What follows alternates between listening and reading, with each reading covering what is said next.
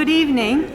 I'd like to reconvene our business meeting. We have just been in executive session and we are coming out of executive session, and so we're convening our business meeting starting now. And I'd like to start with the pledge to the flag. I pledge allegiance to the flag of the United States of America and to the republic for which it stands, one nation, under God, indivisible, with liberty and justice for all.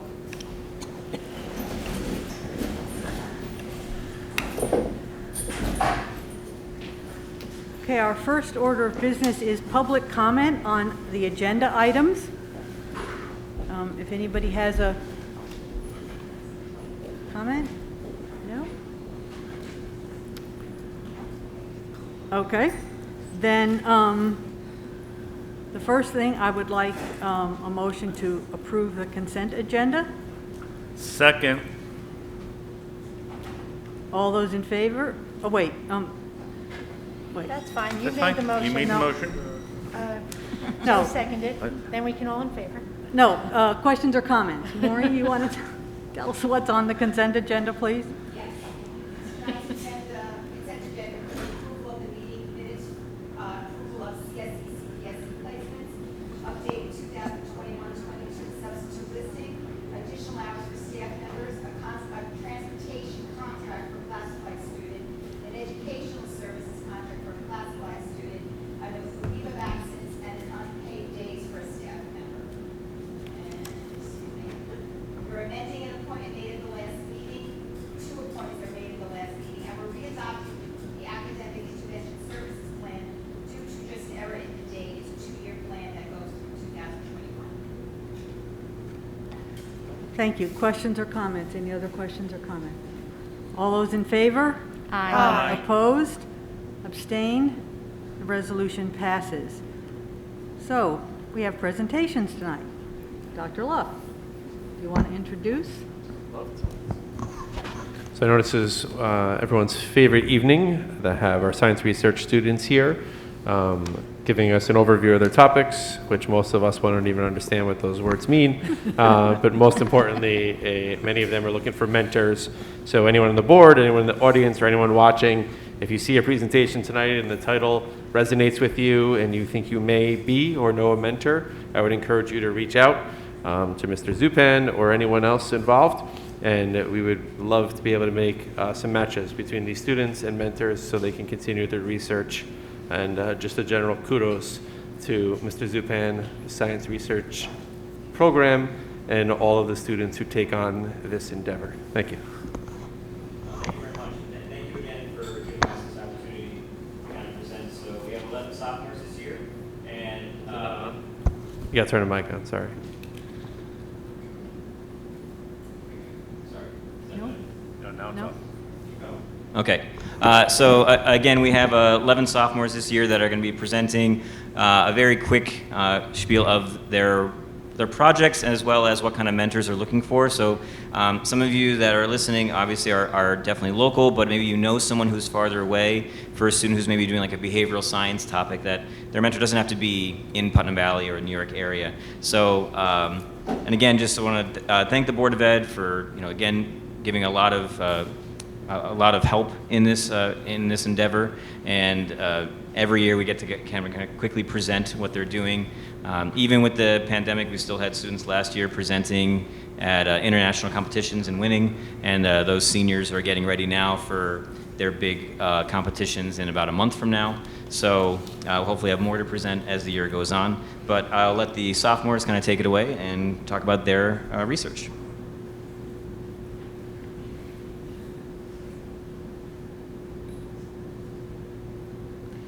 Good evening. My name is Catherine Cartagena, and my research topic is the autistic spectrum. The function of the brain has always caught my attention, and I'm researching autism and specifically child and the adolescence ages. I'm looking for mentors in the Westchester area, and I'm looking for a mentor who knows a lot about neuroscience.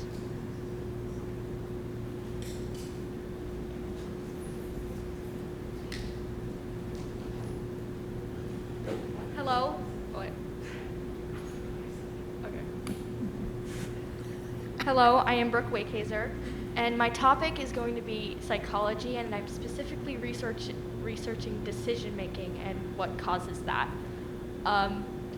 The reason that I enjoy the topic so much is because the human brain is a mystery, and I wanted to try to understand it the best I can. And I'm looking for a mentor that lives in the New York area.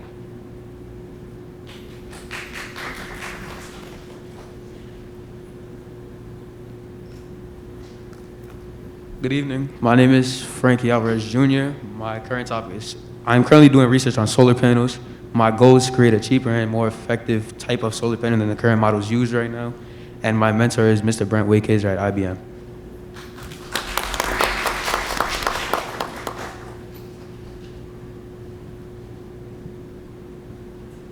Hello, my name is Kate Zamperlin, and my topic is marine biology and the conservation of dolphins.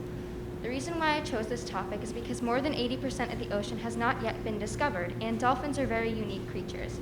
I'm looking for a mentor who specializes in dolphins, and anywhere on the East Coast is possible.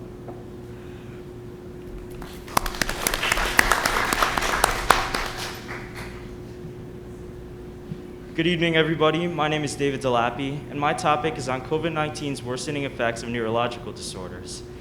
I have not yet decided which disease in particular, but I am currently leaning towards either Alzheimer's disease or clinical depression. The reason I chose this topic is because millions of people were severely affected by these diseases during the pandemic, and very little research has been done on this before. I am currently looking for a mentor who ideally works in New York and has a background knowledge on neuroscience. Thank you.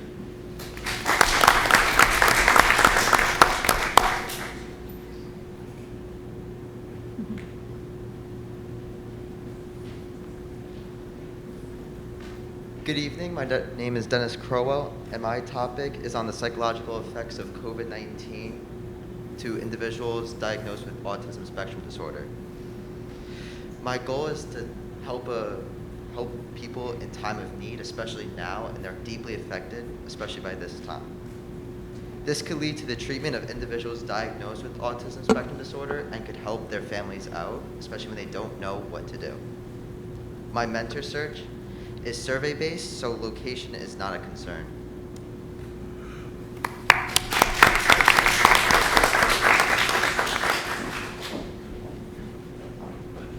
Good evening, my name is Leia Faldaprima, and right now I'm researching neurocinematics. Neurocinematics are immensely influential on the brain and not normally a concern that you would think about when you're especially exposing your children to media. And little has been researched about this topic. I'm looking for a mentor in the tri-state area who works on neurocinematics or the effects of media on the brain.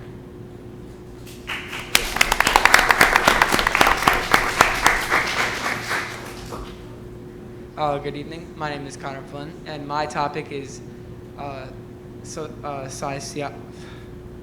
sociology, and I want to learn about the gender effects and how gender and steroid effects, they affect metabolism and metabolism speed. And I want to learn, or I want to find a mentor in the New York State area. And I'm probably going to do a survey based, so location is not a problem for me.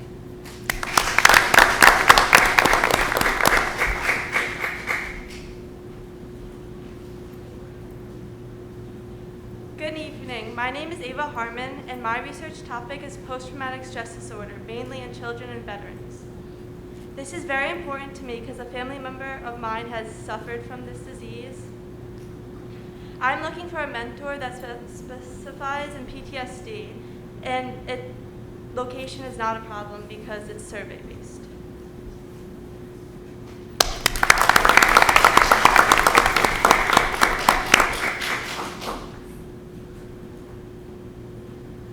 Good afternoon, my name is Eswar Ordonez. My topic is human behavior, specifically emotion-based decision making. I'm intrigued on the reasoning behind what we do and want to know how to predict it, because in the future I want to become an FBI agent. And I'm looking for a mentor in the New York State area, studying human behavior.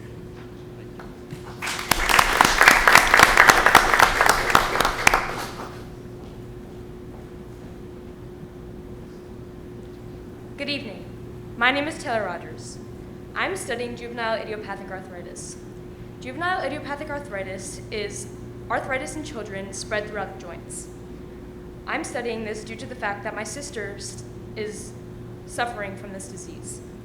I'm looking for someone educated on juvenile idiopathic arthritis to be my mentor. I'm looking for a mentor in the New York State area in order to do lab studies with them. Thank you for your time. Have a good evening.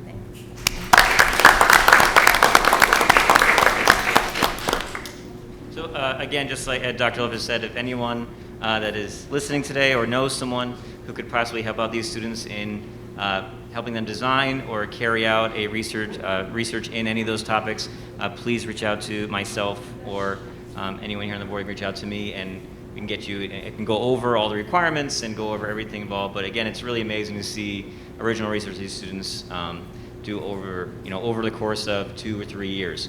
We've had students that have been published last 2 years now, and so now we can search our own students up and search Putnam Valley and Google Scholar, and it comes up now, which is always a really nice thing to see. So thank you very much. Jerry, is there, besides people that are watching, I don't know how many people are watching, but is there another way to get these topics and the search for mentors, like on the district website or something else, so that, Absolutely. in case somebody's not watching? Yes, I can easily write something up and put that together. Okay. Absolutely. Thank you.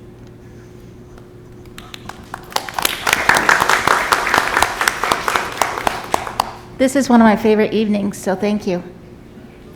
And Dr. Luft, I understood more than I usually do. What a psychology, I like it. I was going to make the same statement. I said I did better than in previous years. I only had to Google a couple terms, including neurocinematics, which I now know more about than I did 5 minutes ago. But how about just one more general round of applause for all of our students this evening.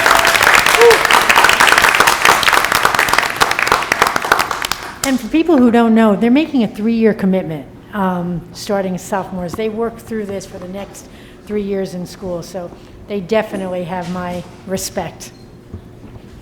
You guys can leave now, but you owe all your parents dinner for coming this evening. Thank you. Thank you. I just want to know how they all grew up so fast, because I can remember some of them just being kindergartners, so, Oh, Barbara, I know. I know, but. All right, moving on. Yep. All right, our next presentation this evening will be the 2021 opening of schools for Putnam Valley High School. So I'd like to welcome Dr. Sepe and Mr. Mello up to the mic. Thank you. You guys want a round of applause too? Yeah, why not? Oh, and Ms. Fry too, I apologize. Thank you, everyone. I just want to first commend those students who just got up and spoke. They're so mature, they're so well-spoken, articulate, and hardworking. And even though I see them on a daily basis, I know we were all impressed by just how much they grow and how impressive they were tonight. So we're going to be talking about the school opening, and I just wanted to emphasize that I put the word up there, the PVHS family, because that's really what I think we consider the high school to be, not just a community, but a family that supports each other. And I think a lot of times when we meet with students who need some redirection, we talk about the fact that we're a family, and families treat each other with kindness and respect and support each other. So it's really something that we really emphasize and believe in. And I'm going to start with a story. This is actually Mr. Mahoney's IB math class. Mr. Mahoney has done an awesome job. He started this year. He's jumped in as one of our new teachers into the IB program this year, and he's done it with gusto. And when I met this class, he told me a story, and he actually started to tear up, and I started to tear up, and I think the kids started to tear up, because the kids you're looking at were the kids he had in 9th grade when we went on the pandemic in March of 2020. And now they've come back to him as juniors. And he said he was so distraught to leave them that March of 2020. They had unfinished business. And there was a lot of things as far as a class community that they didn't get to do that he has done with other kids. So he said he's so overjoyed to be reunited with these students and back together again. And just his heart was so full of love for these kids, and they felt the same way for him. And I really think it's the best example of how we care for our students in such a deep way at the high school. I wanted to emphasize in our presentation, really it's going to be a lot about adolescent mental health. I've read a lot about, in general, what's happened from the pandemic. And really, it's too early to measure academically what students may have lost during the pandemic, because really, a lot of their learning is long-term, and they have not had enough time for that long-term retrieval to even see what they might skills, what gaps there are. They have difficulty themselves identifying that. But really what we can see is the effect of adolescent mental health from the pandemic. So in the research, it says nationally 30 to 40% of adolescents have experienced negative mental health impacts due to the pandemic, especially minority students, LGBTQ students. They were the most likely to experience hardships.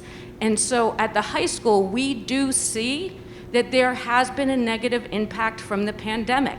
While we all want to think in one sense that the pandemic is over and it's time to move on, we're still really in the pandemic. We're still quarantining students. We still have students who develop COVID, and there's still restrictions. So it's like we've come back from a year that had very different schedules where we had cohorts and there were a lot of restrictions to boom, now we're back to school and we're bouncing back and everything's supposed to be normal, and everybody's supposed to just, pick up with a rigorous academic routine when these students haven't been in a rigorous academic routine for 18 months, 24 months. They don't know what it's like to be a student. And we're really seeing the effects of the stress on them from the adjustment from half the time being remote learners, coming to school, a real big focus on just the social emotional, and now back to stringent routines does have an effect on the students. And really what we need to do is really, reflect on that and identify who needs support. Because we can't just say, okay, the pandemic's over, and now we're just gonna go back to normal and not take a look at who was affected by the pandemic, who is suffering from the transition in this time period. It's like we really need to stop. If we believe in reflection, we need to pause and we need to think about these things and think about what programs are needed to really help students and staff. And just to kind of piggyback on that as well, I know Dr. Seppi is focusing on the students, and that is our main priority. But we also have to consider that we had faculty, staff that have all gone through, this pandemic as well, who have families and children and things like that back home that they've been dealing with throughout the pandemic. And we have parents in our own community that are dealing with this pandemic. So it's not like just the students, right? In order for us to best, prepare those students for what they need to do, we have to make sure that we're helping our teachers, faculty, staff, everybody there, as well as the parents, right? Make these adjustments to what might be a new norm, a new paradigm when we talk about education. And then, so for the next slide, I put up this year's enrollment data, which I know is hard to see from that view. But really on the left-hand side, what it shows is that incoming 9th grade is 142 students. So it's fairly stable. You see the 10th grade, that was a dip of 1 year, and then we have a large graduating class of 157. And we just had a new family move in today.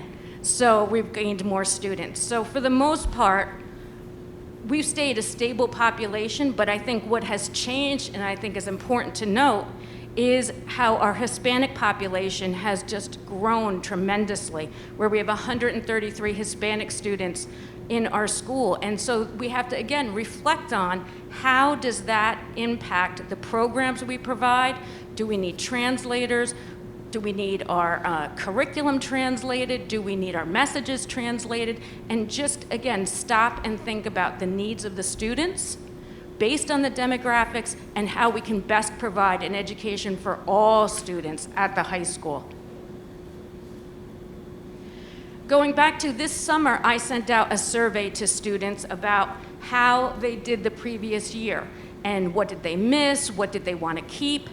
Only 11% of students responded to the survey, and I tried to reflect on why that was, and I think it's because they didn't have their laptops at home. So students who had the luxury of having their own laptop provided by their family were able to answer the survey, but the other students did not because they were being updated at school. So I would think in the future I would adjust my timing a little bit so I could get more respondents. But overall, what we saw were a lot of similarities in that they really missed their connections with their teachers.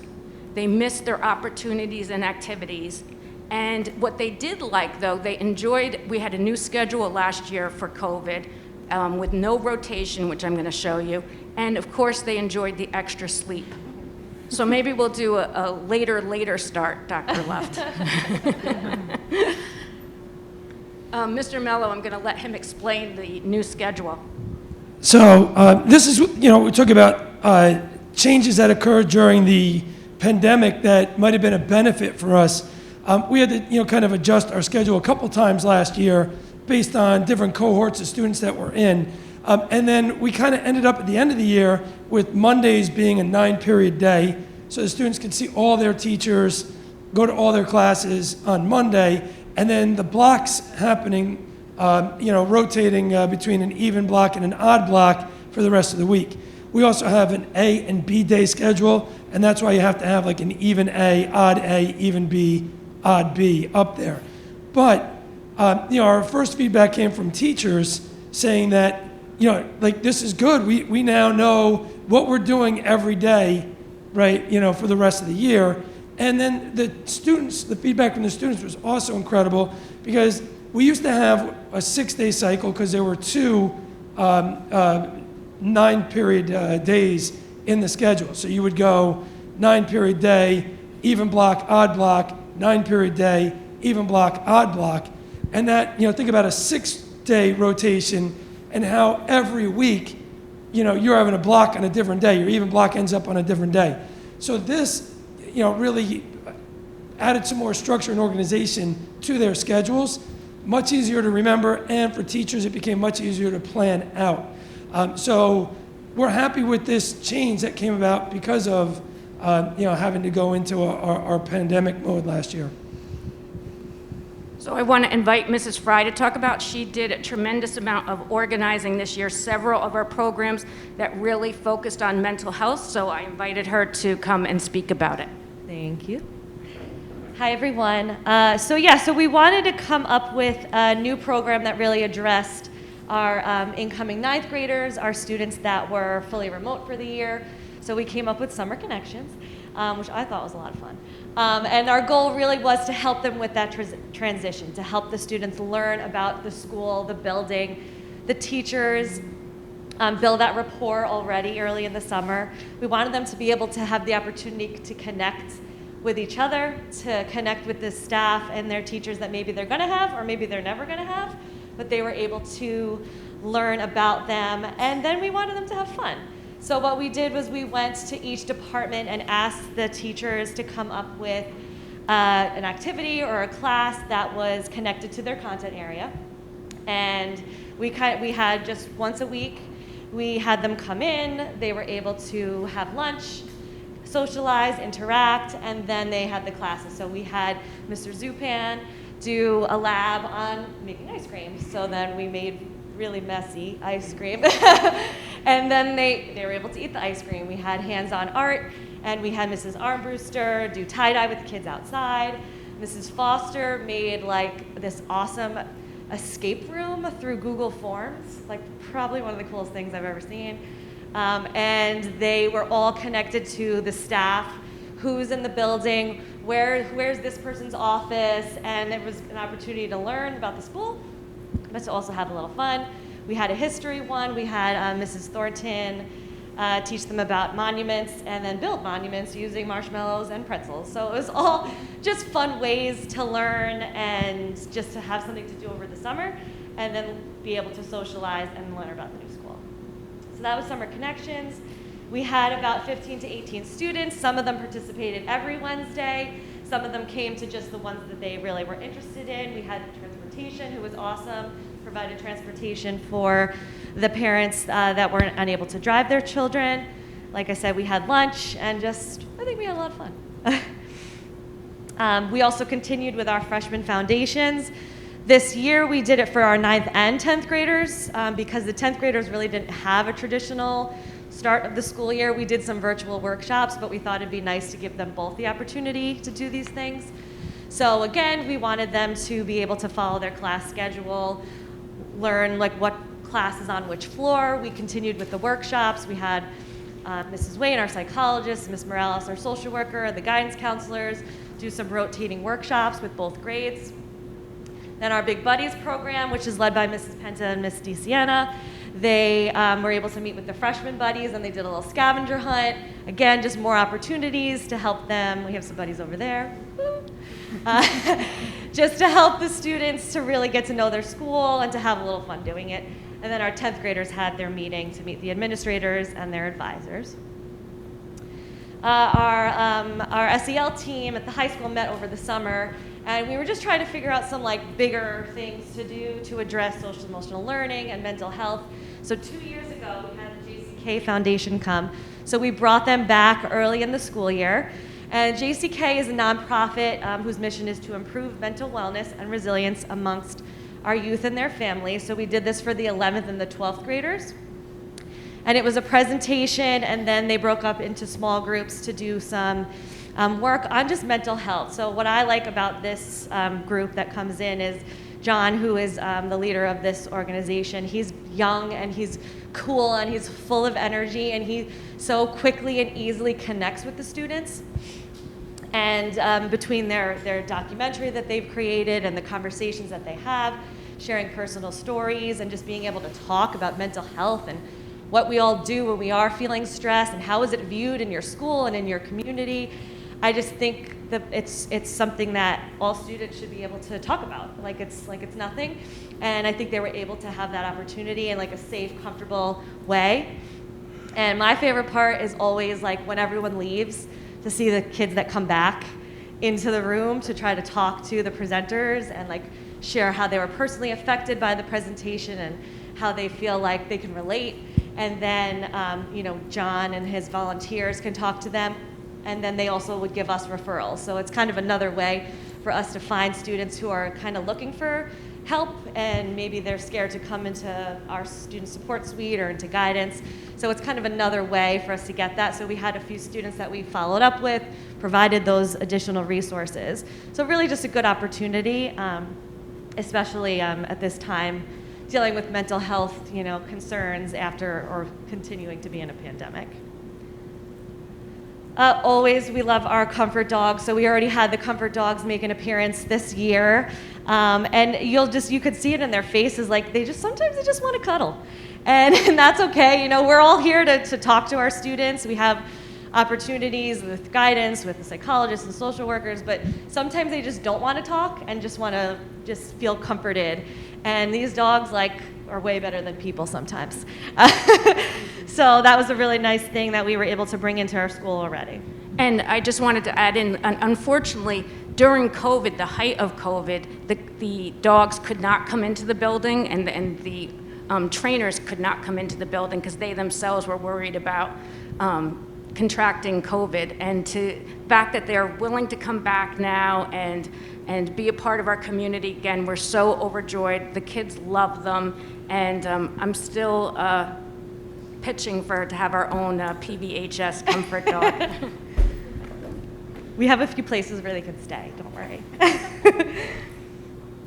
This is our guidance counselors at Lunch Bunch. So Lunch Bunch, they have been getting a grant to put on for years. Of course, last year we couldn't because of COVID, but the Lunch Bunch was back in action with the guidance counselors and the 9th graders. So they were able to meet 92% of the 9th graders this year. They played a new game, Pictionary. And they had pizza, just kind of got to talk about themselves and with each other, and some teachers made appearances, some support staff made appearances here and there, just to again get the students excited about their new school and to get to learn about it. This is a new club that we have. So this is Mrs. Penta, who is one of our English teachers. She had this idea last year. So her and myself started this club called Mind Over Matter, which kind of is a perfect time to do it because it is, again, addressing mental health and teaching students ways to cope, be mindful. It's a new club. We have about 20 students, more so, and each week we have a few more, which is good. And we're just teaching them ways to relax, to calm and clear their mind. And we do it on Friday at the end of the school week. So it's an opportunity to just relax. Last week we went on the wellness trail, but we kind of did a mindfulness stroll. So instead of just walking for fun, we took in what we were seeing, what we were hearing, what we were smelling, and had a good conversation about it. We have mandalas, the students love, I think adults too, but they love to color, and we're doing journaling. So all these things really just to help build that mind-body connection and to help deal with stress that we all kind of could use. So that's a good new club that we have. We also have even more new clubs, and clubs are now back in person. Like last year, while the clubs were able to continue, it was a little difficult and a challenge, doing things virtually. So our music is back and our singing is back. We have a new chess club. We have the Connections Club, which is a new club that Mrs. Morales, our school social worker, is leading. And it's for our new students, so our students who have recently transferred. So she had reached out to all the students that started in Putnam Valley this year, last year, and I think maybe she even went back 2 years, just to give them an opportunity to say, hey, this is Putnam Valley, this is what we do. What are you missing? What do you need? How can we help you? So that started. We also brought back Friends Network. So in the past, Friends Network was led by Mrs. Wayne, our school psychologist, and Mr. Glenn, and they are back, and so is Friends Network. And this is for our students who have some delays socially. So we have those students come, and then we have students who are more advanced socially who can give them good role models. So they're just doing some fun activities and getting to know each other, but again, having that positive role model to help make friends and help learn how to interact appropriately. Of course, our big buddies, our art clubs, and art's doing some great things with different activities for the whole school. So I think we're pretty, we're getting back into the swing of things and having the opportunity for students just to have a little bit of fun during the school day and do the things they love that they missed. We all lost a part of us during, when the pandemic hit, and because we couldn't do this and we couldn't do that. So now we're kind of getting back into the swing of things. Is that my last one? Okay. Thank you. Thank you. And I want to emphasize, going back to what Mrs. Fry had mentioned, one thing I'm hearing from advisors in all the clubs is they can't believe the large numbers of students that are coming every week to their clubs, at least 20 every week, which is a huge jump. So guitar clubs had at least 20 kids, Mind Over Matter. I went to the Friends Network last week, and there must have been 30 kids there. There was upperclassmen, there was our students. It's just phenomenal. And when I think about the big buddies, it warms my heart because when this club started, maybe there was 20 big buddies, if that. And our goal was always to see it grow and become something that was important to the upperclassmen to be a part of. And now I think there's well over, is there 68 big buddies or something, a number that's really high. So again, we're just so pleased, and we're really trying to include student voices into everything we do so that students have the input and the feedback. So today we had our first building steering meeting since before COVID, and there's 5 students who sit on the building steering, and they had some great ideas, and we're really proud that they're a part of it. And this is historic. We've turned over the school Instagram to a student so that they have a voice in social media and can help contribute to what they think is important to attract other students. And I just wanted to make sure that you knew that our fall drama is Clue. There's 15 actors and actresses who are cast in the show, and in addition to the stage club that's been working on scenery, if you go look at the stage. And we're also happy that, even though I don't have a picture of the band here, but our music program is back in swing. So the band is operating again, the wind ensemble, the mixed choir are all doing traditional work that they've done in the past, where last year it was much harder, of course, because of the social distancing. I'm going to give Mr. Mello the opportunity to talk about our new community service program, Passport for Good. We're always looking for ways to try and help students become greater, contributors to society. And so I don't know, was Dr. Seppi, you heard about Passport for Good, P4G, and bringing this in, it's a program that is going to allow students to have better access to volunteer opportunities that are out there. And there's a whole, a website or web-based program that they can have on their phones where they can keep track of the community service hours that they've finished up to that point, and they can, they can look on here for more opportunities as well. It also makes it easier for teachers and community members to upload opportunities for the students so that they can see that as well. And then tracking it is great because we're going to get we'll get all kinds of data from this. We'll know how many hours the whole entire school did, how many hours each grade is done, and obviously how many hours the individual students are doing. So it's a great way to kind of track, record, and motivate the students to be able to be, part of more volunteer opportunities.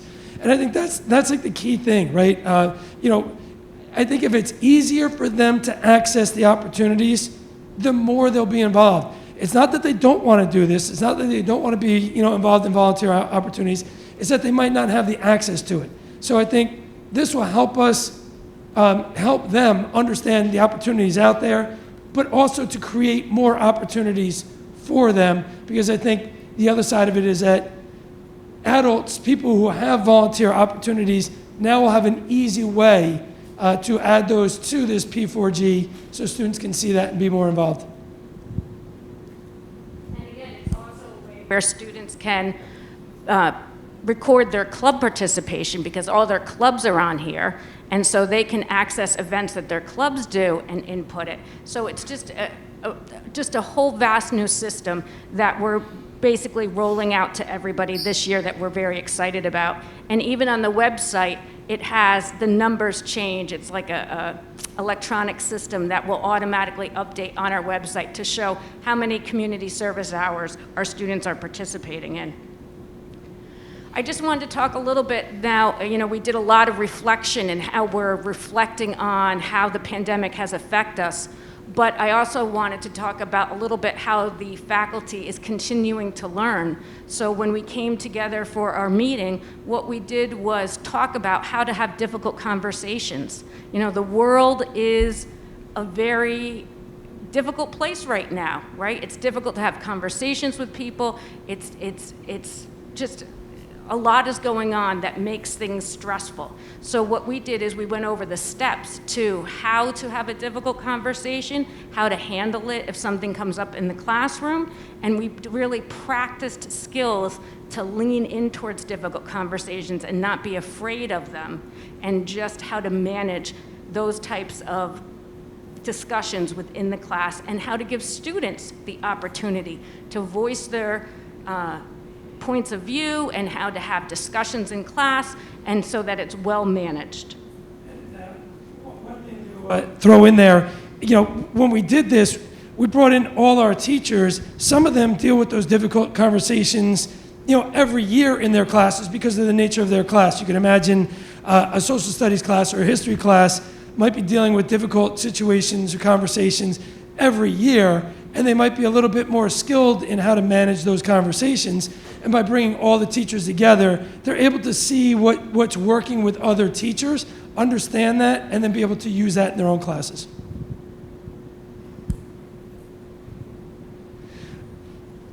IB is growing, everyone. IB is growing. I don't know if you're as excited about IB as I am, but someday you will be, because I'm not going away. All right, so my energy is not going to leave. I am so excited about how our district has really, latched onto IB, how our students are starting to fully understand what this program is and what it will do for them, the benefits that they're going to get out of it. And obviously our faculty and staff, has a really good understanding. We're in year 3 of our IB program, and it's like every year it seems like we're getting a little bit more students involved. I'll point out there's just a couple things that we're real proud of. Last year was our first diploma candidates that went through. We had 16 of them. The IB program is a 2-year program. So these 16, all 16 of them earned the diploma, the IB diploma. So all 16, a very, very rigorous program. I'm not going to go into all that, but there's a lot that's involved in that, and all 16 of them earned it. There's 45 points that you can possibly earn. We had one student earn 44 of the 45, another student earned 42 of the 45. I mean, those are phenomenal numbers. And we had all these others that were, in the 30s and everything. So just great to see that. And for year 2 of the program, it really says a lot about what we did as a district to get to that point where we see that kind of success from our students. The other thing I want to point out, I'm going to jump over to the right side. 115 seniors are enrolled in IB language and literature. That's 73% of the senior class is in an IB course this year. Of those, I think it's a breakdown of 59 and 58, I think is the breakdown in numbers that are in a higher level versus a standard level language and literature course as a senior. That means that those students that took it as juniors who didn't have to go on to year 2, 59 of them decided, well, I'm going to go on to year 2 anyway. And that is, to me, one of the telltale signs of the value of the program and that the students understand the value of that program. So we're really happy. We have IB for all in 11th grade, which means every one of our 11th grade, the juniors, have to take IB language and literature year 1. But they all don't have to go on to year 2. So to see 73% chose to go on to year 2 is amazing. This year we have 167 juniors and seniors taking 340 IB assessments. That also is a jump from last year. Up on the right, you can see the difference between last year and this year. Although the numbers didn't go up dramatically in the number of students enrolled in IB courses, 242 to 252, the number of seats went up to 632 seats in IB courses, which means we have more students taking multiple IB classes. So they're not just taking one IB course, but they're taking 2 or 3 IB courses. So we're real happy about that. Real proud of where this program is going. We've added 3 new IB courses. IB Physics, so IB Physics replaced AP Physics. There are 2 sections of IB Physics, and that's for juniors. 2 sections of that. That's really, really impressive. And then we've added Sports, Exercise, and Health. I was an athlete. I would love to take this course because it gets into the science of joints moving. They learn all about all that, stuff that my son tore his ACL. I don't know what that is, but he's going to have it operated on. These kids are going to learn all about that stuff, so it's really cool. And then we added Spanish ab initio. Ab initio means that it's a course for new learners of that language. So Spanish ab initio would be for students in 11th grade who have not had exposure to Spanish, but they want to take an IB course. So it wouldn't be like our regular Spanish B course. Those students would be taking a more advanced Spanish course, but this now allows more students to have access to an IB course, that wouldn't have been at that level before. And then underneath that, you can see in 2022, this coming spring, we'll have 7 candidates. There's a drop from last year because of the pandemic. Without a doubt, that played a major role in that. But you can see we bounced back up to 17 students this year. So 17 candidates this year for the 2023 cohort. And there are still 2 more students that are considering joining the program. So, by the end of the first quarter, it could be 19. So it's really nice to see.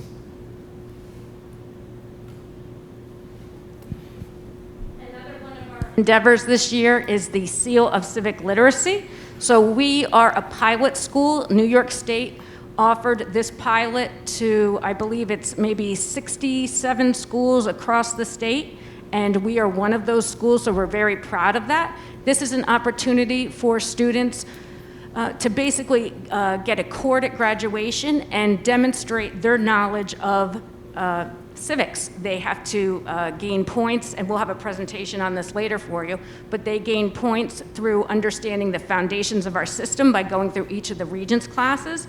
But most importantly, what happens is they do a end of the course presentation where they choose an issue that impacts our area locally or impacts them as an individual, and they explain it from the various points of view using research, and they offer solutions, and they present it to a group of teachers and administrators who then fill out a rubric and decide if they have passed, and if they have, they get the seal of civic literacy on their diploma, which is another notable achievement. And again, it's a push from the state to really help improve every citizen's knowledge of the foundation of our government and how to be an active citizen in our democracy. So Mr. Kunz has the first group of seniors this fall that he'll be walking through the capstone project.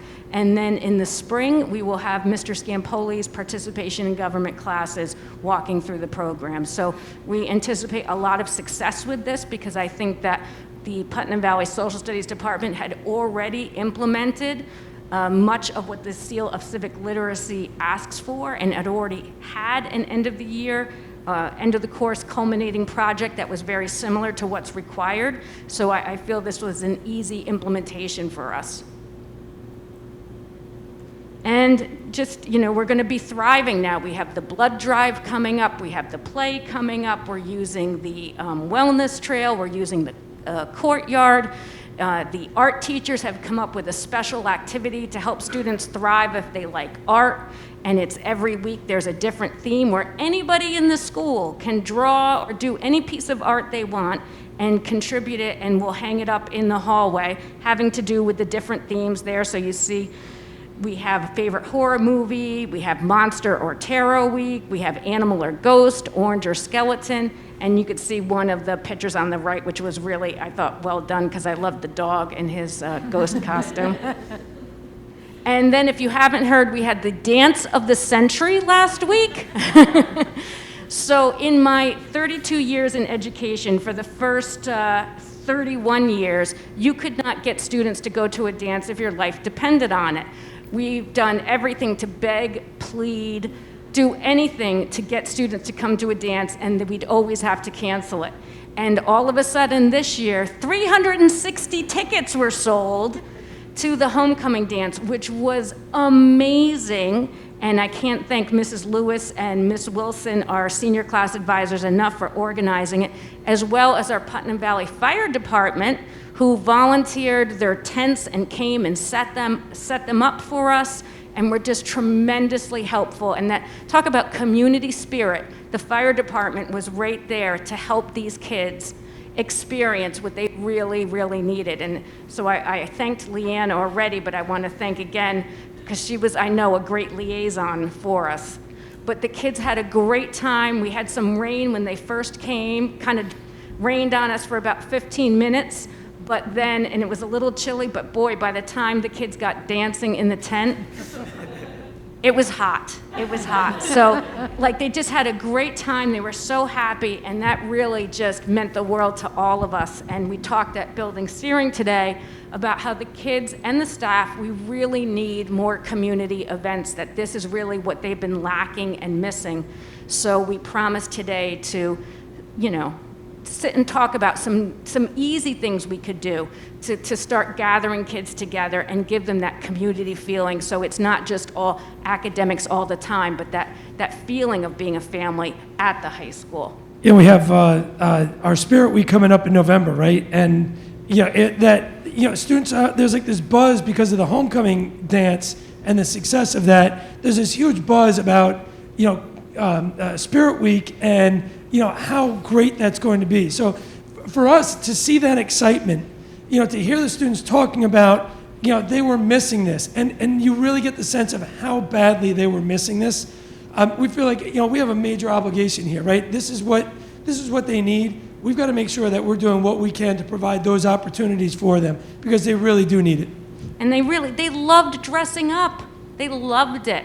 In the past, you'd have to plead with them, come on, put on khakis and a pullover. No, they were decked out, bow ties, suits, everything, high heels. It was really phenomenal. And like so well behaved, right? You can imagine, Dr. Seppi and I, our major concern was we have 360 students out here on the turf. This is a lot to manage. But those students were incredibly well behaved. They had the best time. We didn't have to address any issues whatsoever, during that night. So it was, a testament to the students.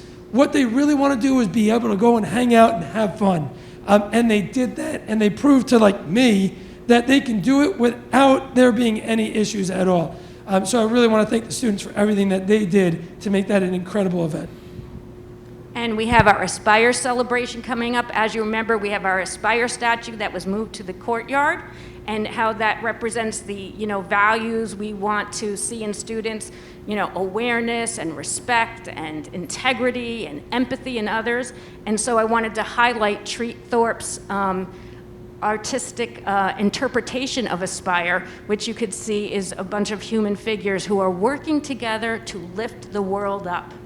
And don't we need to see that right now, that students want to lift the world up by working together.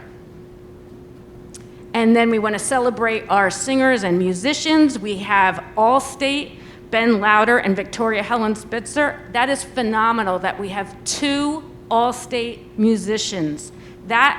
Since we've been here, I've not seen 2. And it's been several years since we've had one. I think Sam Alper was the last one we had in Allstate. And then our area Allstate, Jane Sheehan for alto singing, and then Christian Delapi and Joe Clemente for percussion. So we're really, really proud of them, because, making these area Allstates and Allstates has been much more difficult during this time of COVID. I can remember Victoria having to practice out in the main hallway so that there was enough social distancing for her to do her Allstate audition. And also to congratulate Victoria again, she's our National Commended Scholar. So that's a really wonderful recognition for her, and we're very proud, as we are, of all the students at Putnam Valley. So I want to thank the Board of Education for their support for all our new activities that we're now working towards, so that we can get everybody in a good, mentally safe place. Thank you. Thank you. I do have a couple questions. Can I go first? Go ahead. Okay. It's funny when you start talking about Passport for Good, because I was writing down community service when you start talking about it, and I'm glad to see it occurring, this app. Can I ask who's tracking the app, especially for seniors? So we have several administrators who are monitoring the app, who are called the heroes.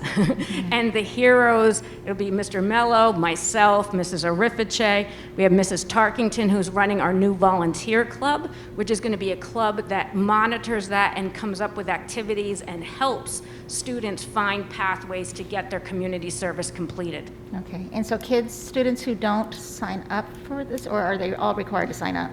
So all the students have already been input into the system by Passport for Good, and all their hours that have been in volunteer access previously have been transferred over. So now students can go in and they can choose to join a club, and then they'll be tracked for participation. They can add their community service hours in there. They have a number of different options when they go in.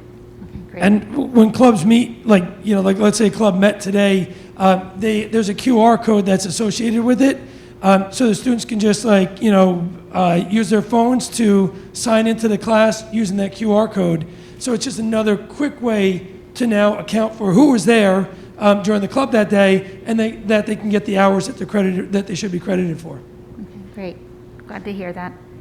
The building steering committee, great to hear that there's 5 students involved. How many parents are involved? Is this building? I was hard to hear you. The building steering committee? So again, today was our first meeting. I think we have 6 parents. Okay, great. We have 5 students, and we have 4 faculty and 1 staff, and then Mr. Mello and myself. So we had a really good meeting today, very productive, and a lot of ideas that already have us, you know, moving ahead. It was exciting just to like sit down in a room, you know, with a collaborative group, because we haven't done that in quite some time. So to be able to sit there in a room and now just start to talk about, hey, how can we enhance the environment at the school, was great. To listen to the students talking about, again, the homecoming dance and that experience, and what can we do to create more of those experiences. So it was really good, really positive. Very excited about where we're going with that. Great. To hear the students talk about, we want to be together. We want these community events. We don't want high-pressure situations where we have to practice for things to get together and then perform, but we just want opportunities to gather. That's great, thank you. I've heard, I know it wasn't in today's presentation, but just chatter regarding the guidance college conversations, that they're not, like in previous years, they were scheduled with each family, and that's not occurring anymore. Is that accurate? So I believe what happens is they send out, and I don't know how many of you get the Connect Eds, but they send out something called guidance notes. Okay. And in the guidance notes, they'll say it's time to schedule the junior meetings. And so what happens is the parents call, and then Mrs. Keller keeps the books, and then they schedule the meetings. Okay. So if a parent doesn't call, that's where sometimes the gap can be. So today at Building Steering, we were talking about what are some new ways that we can share information, because we send a lot of Connect Eds and we share a lot of information, but that's not all working. So what are some new ways of communicating? You know, we were talking about, in fact, like the course catalog, some of the students had mentioned, they didn't know there was a course catalog, even though we have sent that home. And while we're very proud to be sustainable and saving on paper, maybe we do need to print some course catalogs, and people need to have the handbook in hand so they can see opportunities. Maybe we need to start finding a way to text parents. Maybe we need translators. So we really need to sit and evaluate how we're sharing information so that parents can be not just engaged participants. And along the lines of meeting with guidance counselors to talk about scheduling and things like that, we talked about this again at Building Steering, the opportunity to use Google Meet. So if the guidance counselor is meeting with the student to talk about their schedule for the next year, why not, pop the laptop on, open up the Google Meet so the parent can now come into that meeting as well. So I think, we talk about there's positives that come out of everything. The overuse of Google Meet and Zoom might actually be a positive moving forward when we talk about ways to bring a parent into that type of meeting. Okay, great, thank you. One last thing, I would love to see, it's great to see the enrollment and the demographic data. I would love to see 3 years worth if that was possible, okay? I was looking for last year's presentation, which had those, and I couldn't locate it, but... I'm a training girl, so that's why. Yes. Always give me 3 years. Yes. So, okay, great, thank you, great job. Thank you. And great to hear about the IB program growing. And Matt, I don't know if anyone that's more excited than yours, so. Thank you. I'm not letting Jeanette go first next time because she's stealing my questions, but I just want to jump on one of them. So you mentioned the volunteer club, but I didn't see it up there. Last year, there was a big hue and cry about the Make a Difference Club, and I sort of see some of what Gina presented in Big Buddies is sort of a Make a Difference Club, and some of those social emotional, the best way to improve your own social emotional well-being is to help someone improve theirs. So how are we sort of incorporating, and then you mentioned the volunteer club later, but how are we incorporating, there used to be 30, 40 students doing Make a Difference in the clubs we're doing now. So what happened with the Make a Difference Club, once Mrs. Cefaloni retired, they started to stray away from the original mission of Make a Difference, which they're supposed to do a community project together for a certain number of hours and reflect on that and work together. And it started to stray into just individual bits of events here and there. Okay. So really what's happened with the volunteer club is that's kind of taken over. So where the need has come through, like Letters for Rose is a community service project that some students are promoting. They can go through the volunteer club to help them promote that, And the volunteer club can also then advertise that this is what they're doing, and students who need hours can participate. So it's a way to kind of oversee the graduation requirements and help students get the hours that they need. And incorporate that together. No, that's great. I just wanted to clarify that. And Matt, you're excited about IB, but you didn't blow the horn enough, in my opinion, because I remember when you were first talking to us about it, you were pointing to neighboring districts. Their first year, they had 2 diploma candidates, 4 diploma candidates. 16 diploma candidates last year is beyond what anybody expected, and I think 7 during a pandemic is ridiculously good as well. So I'm going to jump on your bandwagon. No, I appreciate. I was letting Mr. Mello do all the enthusiasm, but I will say we had more diploma candidates than Stanford, Connecticut. We had more in the region than I'm aware of, and I can't believe personally that we're in year 3 of the program already. And of course, I'm so proud, and just it's more now I'm able to sit and observe, and I laugh as Mr. DiGregorio and Mr. Lathrop, they tell me things as if I don't know. They're now the experts, and they're sharing their passion and spreading it forward, which it's just wonderful to see. But, and like, let's not forget the other side of that is the students that are willing to step up to that challenge. Dom, you're one of those students, and but it's not easy, right? It's not easy, and especially through a pandemic, to be able to weather that storm. So I can sit here and talk about how proud I am. I'm not doing the work. I don't know if I could do the work. They are, and they're doing just an amazing job with everything that they're doing. When I look and read some of the stuff that you guys are coming up with, it just blows me away, and I have no idea. I need my laptop, Dr. Luft, and I have to look up an insane amount of terms because it's way out of my realm of understanding. So it's the students. The students are doing an amazing job with that.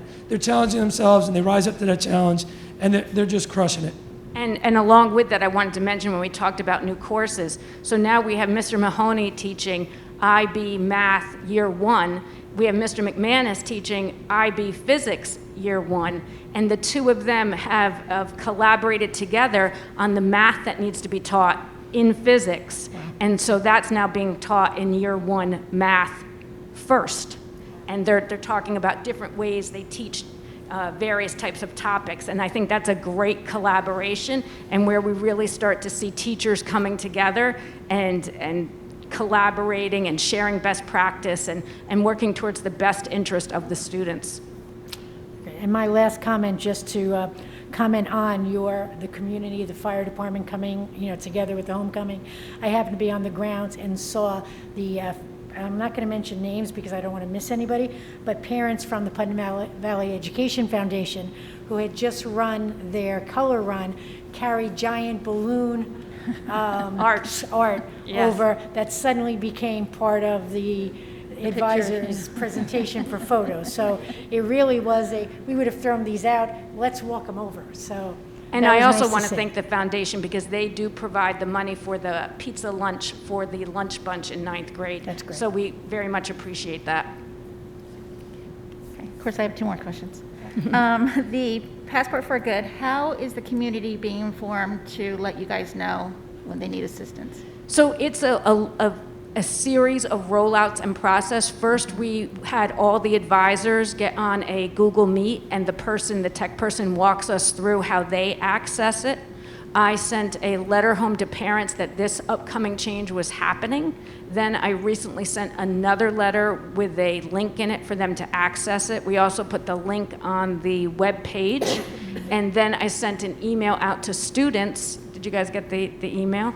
And I know that Mrs. Demain played it in the community lunch in the library and kept it on a loop and answered student questions about it. And then Mr. Mello and I are going to have community meetings, grade level meetings, where we will roll it out again to students to show them how to access it. Mm-hmm. And beyond that, there will be a help video on the website for parents.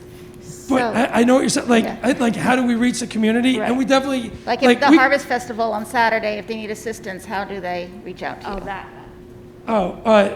The Harvest Festival. What? I'm just gonna. They could send me an email. They about that. and then we could get them loaded up into the system, and it will actually generate an email to them. So anytime like you have somebody from outside the school that wants to provide a volunteer opportunity, we just need their email, or the student could enter their email, something like that, because then it will generate an email to them and notify them that it's now on P4G and it's an opportunity for students.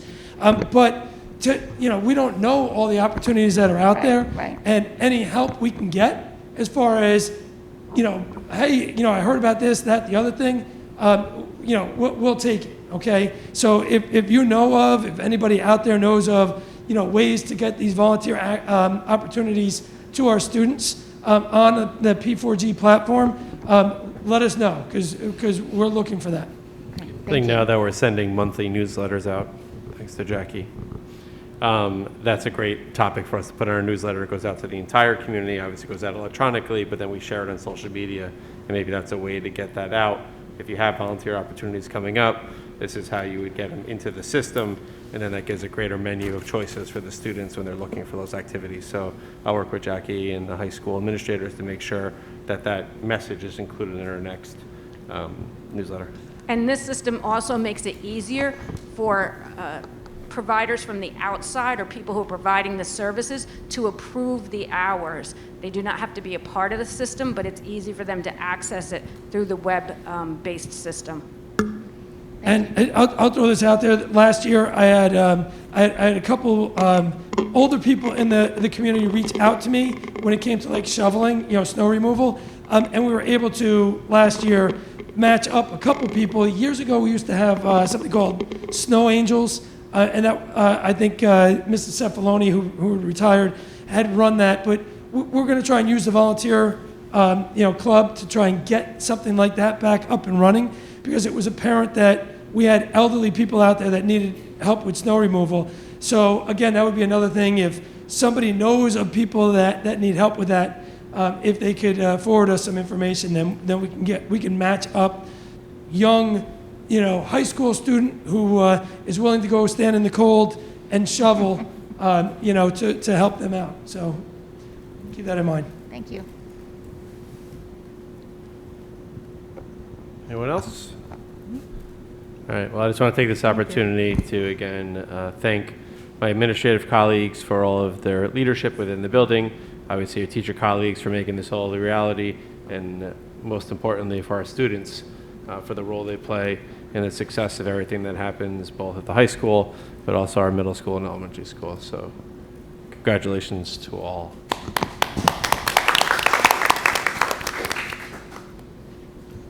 So our next presentation will be our middle school reopening, and I'd like to invite up Mr. McCarty, Dr. Payne, Mrs. Soprano, and Ms. Coleman. You were looking at me like you weren't going to come up if I didn't say your name? Oh, sorry. Thank you.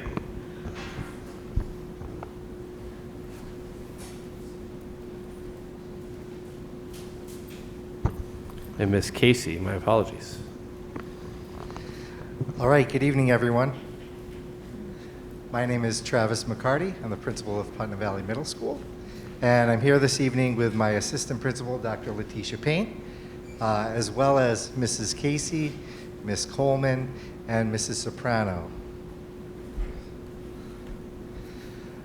So first and foremost, I just have a few slides here welcoming back our staff members, because I always say we're here for the students every day, and it takes a village to raise our students. So here are our staff members on our first day, our 6th grade team, members of our 5th grade team, 7th and 8th grade team, and in fact, I think Mr. Rufo's up there on the left, standing next to Nurse Jackie. So open arms welcoming our students on the first day.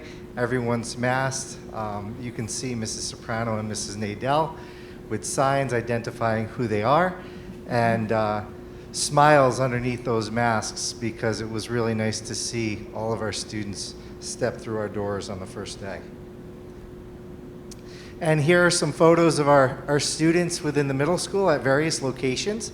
You'll see students top center out on our sidewalk doing a science project with regard to measurement. Students on the upper right-hand corner outside at recess, we have the privilege of using the turf every day, which is a vast 100-yard field, of course. Kids play soccer, football, kickball. They walk the track, chat with one another.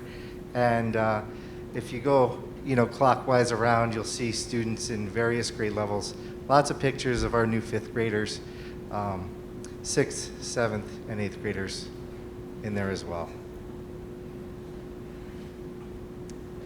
So we had a successful opening in person following our health department guidelines. Students do have assigned seats. We try to keep them in the same cohorts moving throughout the school day. So just in case there is a positive for COVID-19, we quarantine as few students as we need to. So we're 3 feet apart. Dr. Payne and I, we do have to look at video in the lunchroom, on our buses. We look at seating charts in classrooms.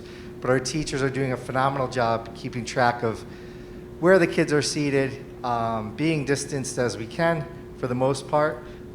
Students do get up and move around, of course, for certain activities.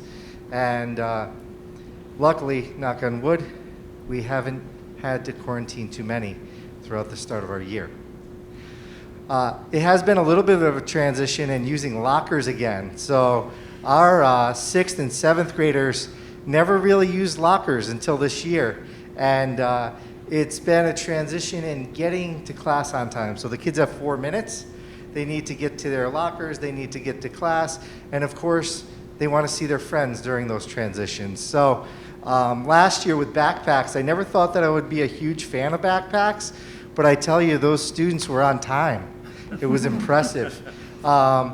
Safety is always a concern with backpacks. So we're torn at the middle school between, do we give kids choice in using backpacks, but then also the choice of using lockers, because we worry about the health of our little ones, especially our 5th and 6th graders.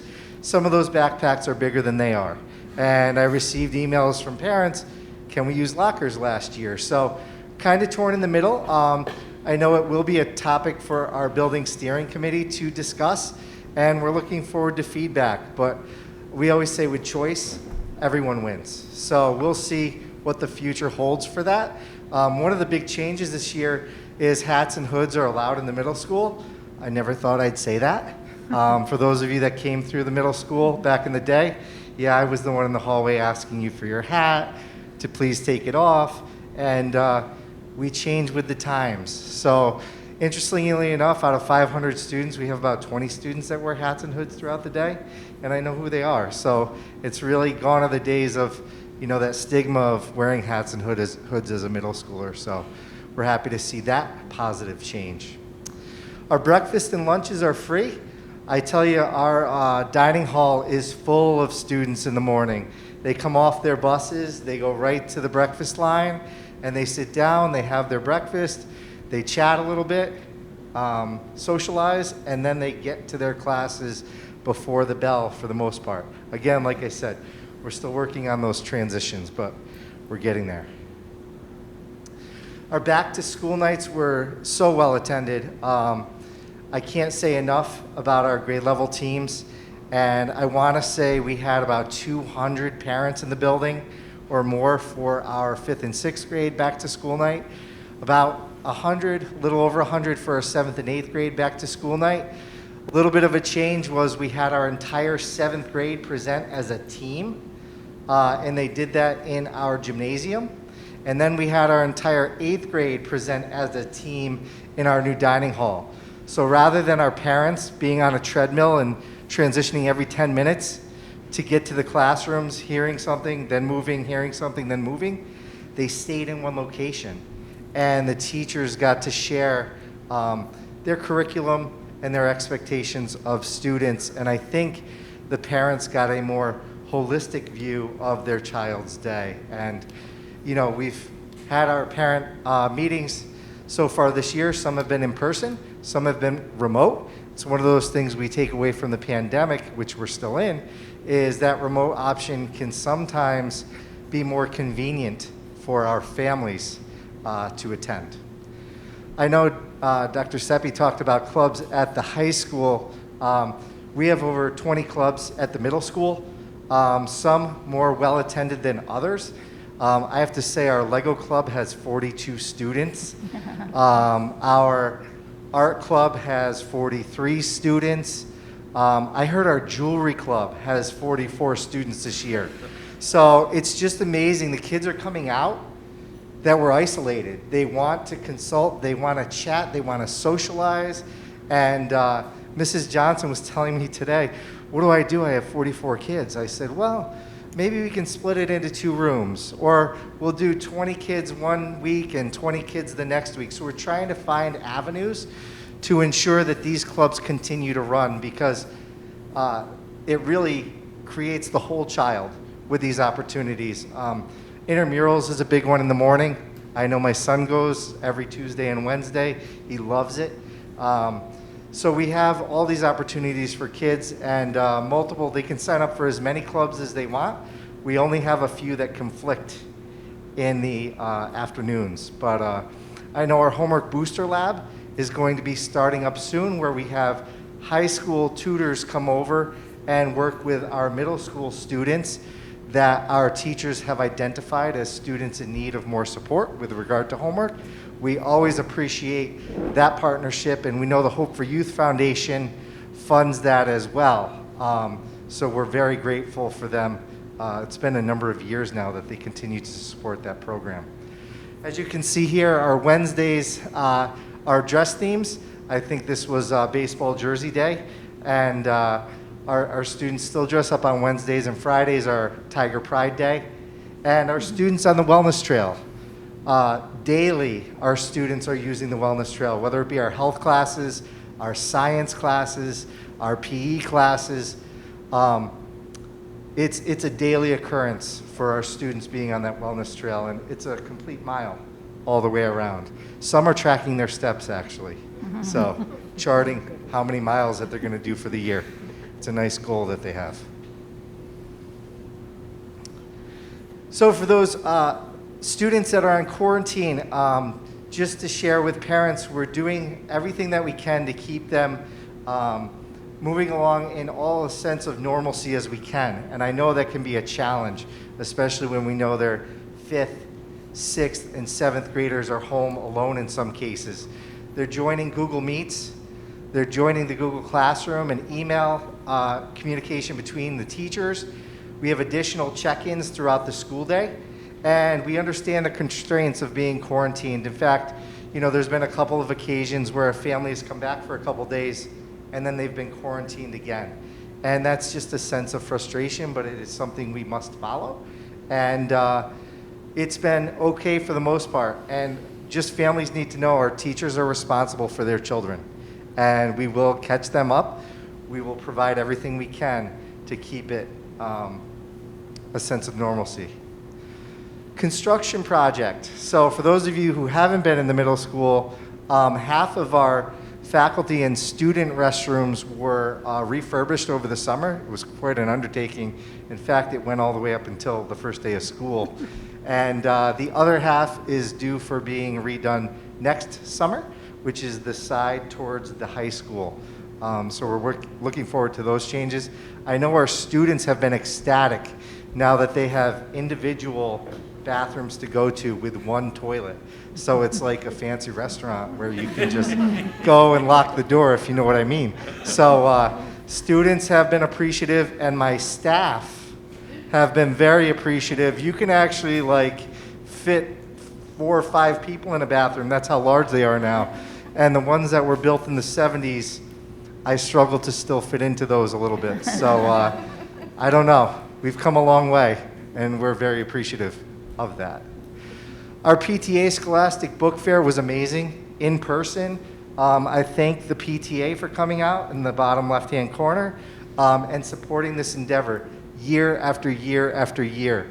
The last couple of years we've had to do this virtually, but to see these carts rolled back into the middle school in our Learning Commons, a library space, was just amazing. During lunch and recess periods, the place was full. And 5th and 6th graders, they just gravitate so much. 7th and 8th graders, a little bit. but there was also the online option, which was open until October 15th, and we actually get rewards from those sales. So I tell families, if you order online, it can be delivered to your door, or even better, in person. Kids, it's tangible. They take those books home. So also a big thank you to our PTA. We have 2 books for our One Book, One School this year, so every student in the middle school will have a book in their hand. 5th and 6th grade is one book, 7th and 8th grade is another book, and we're rolling out the 7th and 8th grade books tomorrow during our Pride time.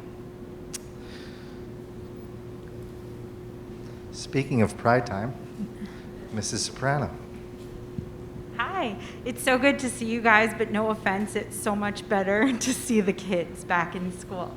We are so excited to put the whole child first and foremost, and Pride time, pride meaning perseverance, responsibility, integrity, determination, and empathy, the character traits that we demonstrate at Putnam Valley Middle School every day, is something that we've been centering this year with our school-wide theme of identity and belonging. So Pride Time is new for the middle school. It's the whole school advisory period. It's 40 minutes once every month. Our first Pride Time, we focused on the R in Pride, which was responsibility. So as students, we looked through the student handbook, which was conveniently printed at the beginning of our planners, and we did a close read of first our district mission to see if we can identify what our student responsibilities are so that we can more fully participate in their own educational program. And then we went through and we did a jigsaw of the rest of the student handbook. We had some presentations, we used some graphic organizers, of course, and the students left with a stronger understanding of what was expected of them and how they can more fully participate in their school days in the district. So that's what you're seeing over there. Tomorrow is our next Pride Time. That Pride Time is focused on reflecting on how to be, do, and feel like our best selves, which is a Yale Ruler tool that was introduced several years ago. So when reflecting on our best self, it's important to think about what we are responsible for and how we show up in school to be and do our best. So students tomorrow will be reflecting on what it means to be their best self. We'll be talking with each other about how they can support one another in being their best selves, and then identifying staff members within the school building that they can go to should they ever need someone to talk to or if they have a problem.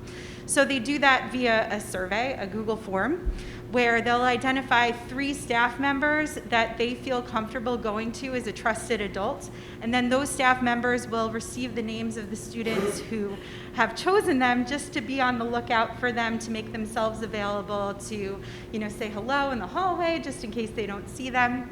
And what we did this year was we added an additional question to that student survey, asking the students to tell us what they believe they need to be and do their best. The responsive school team really believes in using data to inform how responsive we are being. So we look at the behavior logs. We talk to the students. We talk to the different groups that meet within the middle school. And we really are interested in knowing what they think they need so that we could be more responsive to those needs. And we've created a feedback loop where our committee has representation from every grade level, and we know who to go back and report out to and to collect anecdotal data from them so that we can truly be responsive to the needs and wants of one another, and also to take care of one another as a community and just really make time for the important conversations that need to happen, especially coming into another COVID year.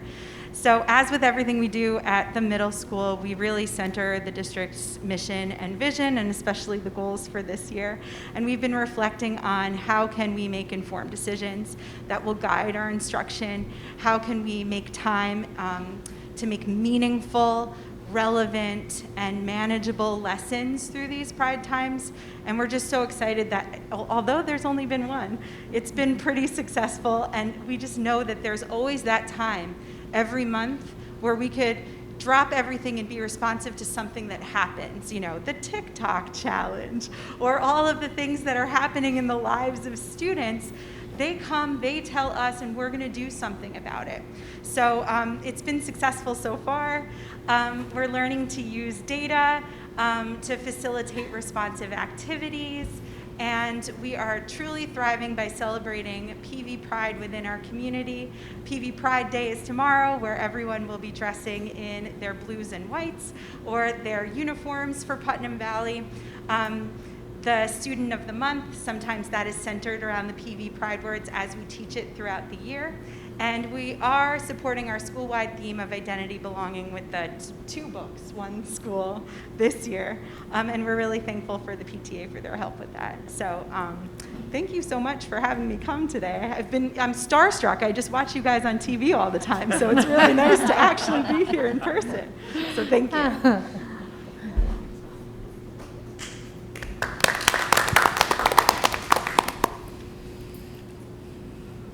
Good evening, everyone. I'm Kendall Coleman, school counselor at the middle school. Tonight I'm going to talk about our SEL curriculum, college and career readiness, and 5th grade lunch bunch. So just to start about our SEL curriculum, social emotional learning, we have a social emotional class in 5th grade. It is an encore. They're 7 weeks long, and within this encore, taught by Mr. Mike Soprano, they talk about some lessons surrounding accepting others, managing anxiety, problem solving, being assertive, handling put downs. They do some projects like Your Best Self. They talk about a class charter. I've actually had the honor of being in his class and these class charters that they make at the beginning of each encore. And they talk about what they want this space to be. You know, this social emotional learning, you want it to be a safe space where everyone in the class feels comfortable sharing their experiences. So Mr. Soprano makes it a great space that every student can say what they feel comfortable in, and then at the end they sign this charter and decide that that's what they're going to make this place for everybody. So he does a great job in the 5th grade with implementing those lessons in the SEL classroom. Other than that, I do the second step program in 5th through 8th grade. I go into encore classes and talk to students about disagreeing respectfully, organization skills. I really do change the curriculum each year based on what the needs of the students are. So, for example, last year we talked a lot about test-taking skills, study strategies, how to make your home space really comfortable for remote learning. So we talked about your lighting. What should your seats be like in your new home desk? Should you be cluttered? Should things be away? Where should you put your phone? And we really tailor it to whatever the students need that year. So this year we're going to be talking a lot about disagreeing respectfully. We're going to have lessons about accepting differences and understanding other people. So that is where we're headed for the quarters 2, 3, and 4, but currently I'm going into classes and talking about college and career readiness. So if you have not heard of Naviance, it is a website, a program that we use mainly at the high school, but I have brought down to the middle school level. So at the high school, this is used to search up careers, colleges. Guidance counselors use it with the students to upload letters of recommendation as well as apply to colleges. So when I was at the high school, I thought, oh my God, maybe we should bring this down to the middle school level and have students just start to explore and be exposed to different words and colleges and careers that they might not have beforehand. So the last 2 weeks, I have been doing this, getting students logged on to Naviance, and they've been doing a career cluster finder where they answer a bunch of questions about themselves and, you know, do they like nature? Do you like being an authority figure? You know, a bunch of questions about themselves, and then they come with 4 clusters, which we would call career fields. My pictures up there, I took the quiz myself, and those were the top 2 for me. Education and training and human services. So students can get these 4 different clusters, and when you click on them, it goes an overview of everything, and then it goes into occupations. So we talk about this word. What does occupations mean? You may have never heard it before. Usually one kid in the class already has heard it, so it's exciting. So we talk about occupation, we talk about what salary is, we talk about wages. And then a lot of students want to look up what athletes make. So it's just a way to expose students to different careers, different colleges. From the careers, you can click on related majors with each job, and then students can look at colleges that have those majors. So it's been really fun. Students at the end of the lessons, they have to tell me one thing they've learned. So a lot of students are like, I can't believe someone makes, $100,000 in Colorado. I'm moving there. So a lot of our students are moving. That I've also learned. So that it's been fun, and we're doing it with 7th and 8th grade in the next 2 weeks. So just very exciting. The last thing is 5th grade lunch bunch. So just like the 9th graders, we have this transitional group with 5th graders. I have about 5 to 6 5th grade students in each group. They bring their lunch. Sometimes there's a picture of us outside. If we're allowed to go outside when the weather is cooperating, we do that. If we are inside, we're in the student support suite. So during this time, we come to the student support suite or outside. We sit down. This picture here is just a visual that I show the students during lunch bunch, which just shows them things that we can do in the student support suite to help them. We found that a lot of students were like, can we come to you for this? Or are you the person to ask for this? So just telling all the students right off the bat in 5th grade, these are all the things that we can help you with, and everything and anything. So, listening and providing support, as well as this is just a space. So if you already have de-escalation skills and you have the strategies and you just need a space to use them, this is it. You can come here. We have 2 giant coloring pages on the walls that they can just color, relax, and get back into learning. So we do that. We have a lot of fun. We eat lunch, and we have a lot of Jolly Ranchers. So it is a great time. I tell them they're going to do it again going into 9th grade, and it's a good way for all of us to get to know each other as well. So most of these students, I make sure that they're not in the core classes together, so they get to know a little bit about each other if they have not met before or don't know each other, and it exposes our new students to the rest of the students in the 5th grade as well. And I think that's it. Thank you.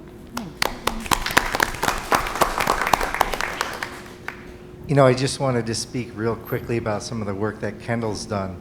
I've been in observing some of her classes, especially last year. They were playing a Pictionary game, and the kids were drawing, and you wouldn't believe how quickly they wanted to share their thoughts about careers. And I mean, they're careers you never think of. And it's like astronaut. Like, you think of kids in elementary school, they want to become police officers and firefighters and astronauts. By the time they migrate toward middle school, they lose a little bit of that enthusiasm sometimes. And I think the work Kendall's doing really helps to bridge the elementary school to the middle school to the high school. And it's phenomenal work. And I'll tell you that lunch bunch, I was in on a lunch bunch last week. You wouldn't believe the amount of information 5th graders give you in a 40-minute period. I mean, you think they're shy? When there's food, there's Jolly Ranchers, and there's a game. It's amazing how much you learn. And I'd love to sit in on every lunch bunch if I could. But Kendall learns a whole lot about them, and it's just the start of their journey through the middle school. So I'm going to let Dr. Payne talk a little bit about our summer enrichment program. Thank you. I hope everyone can hear me. So summer enrichment was really fun to go and see the kids be there. When you think about summer school, you normally think about remediation, but that's not what this was. This was enrichment. This was hands-on learning that students engaged in. This was real-world application of math, facts, and reading. They even discussed a book called 100 Dresses, which our 5th graders are also reading this school year, and the power of forgiveness. When you went into the classrooms, the kids were fully engaged in what they were doing. They were talking and discussing with each other.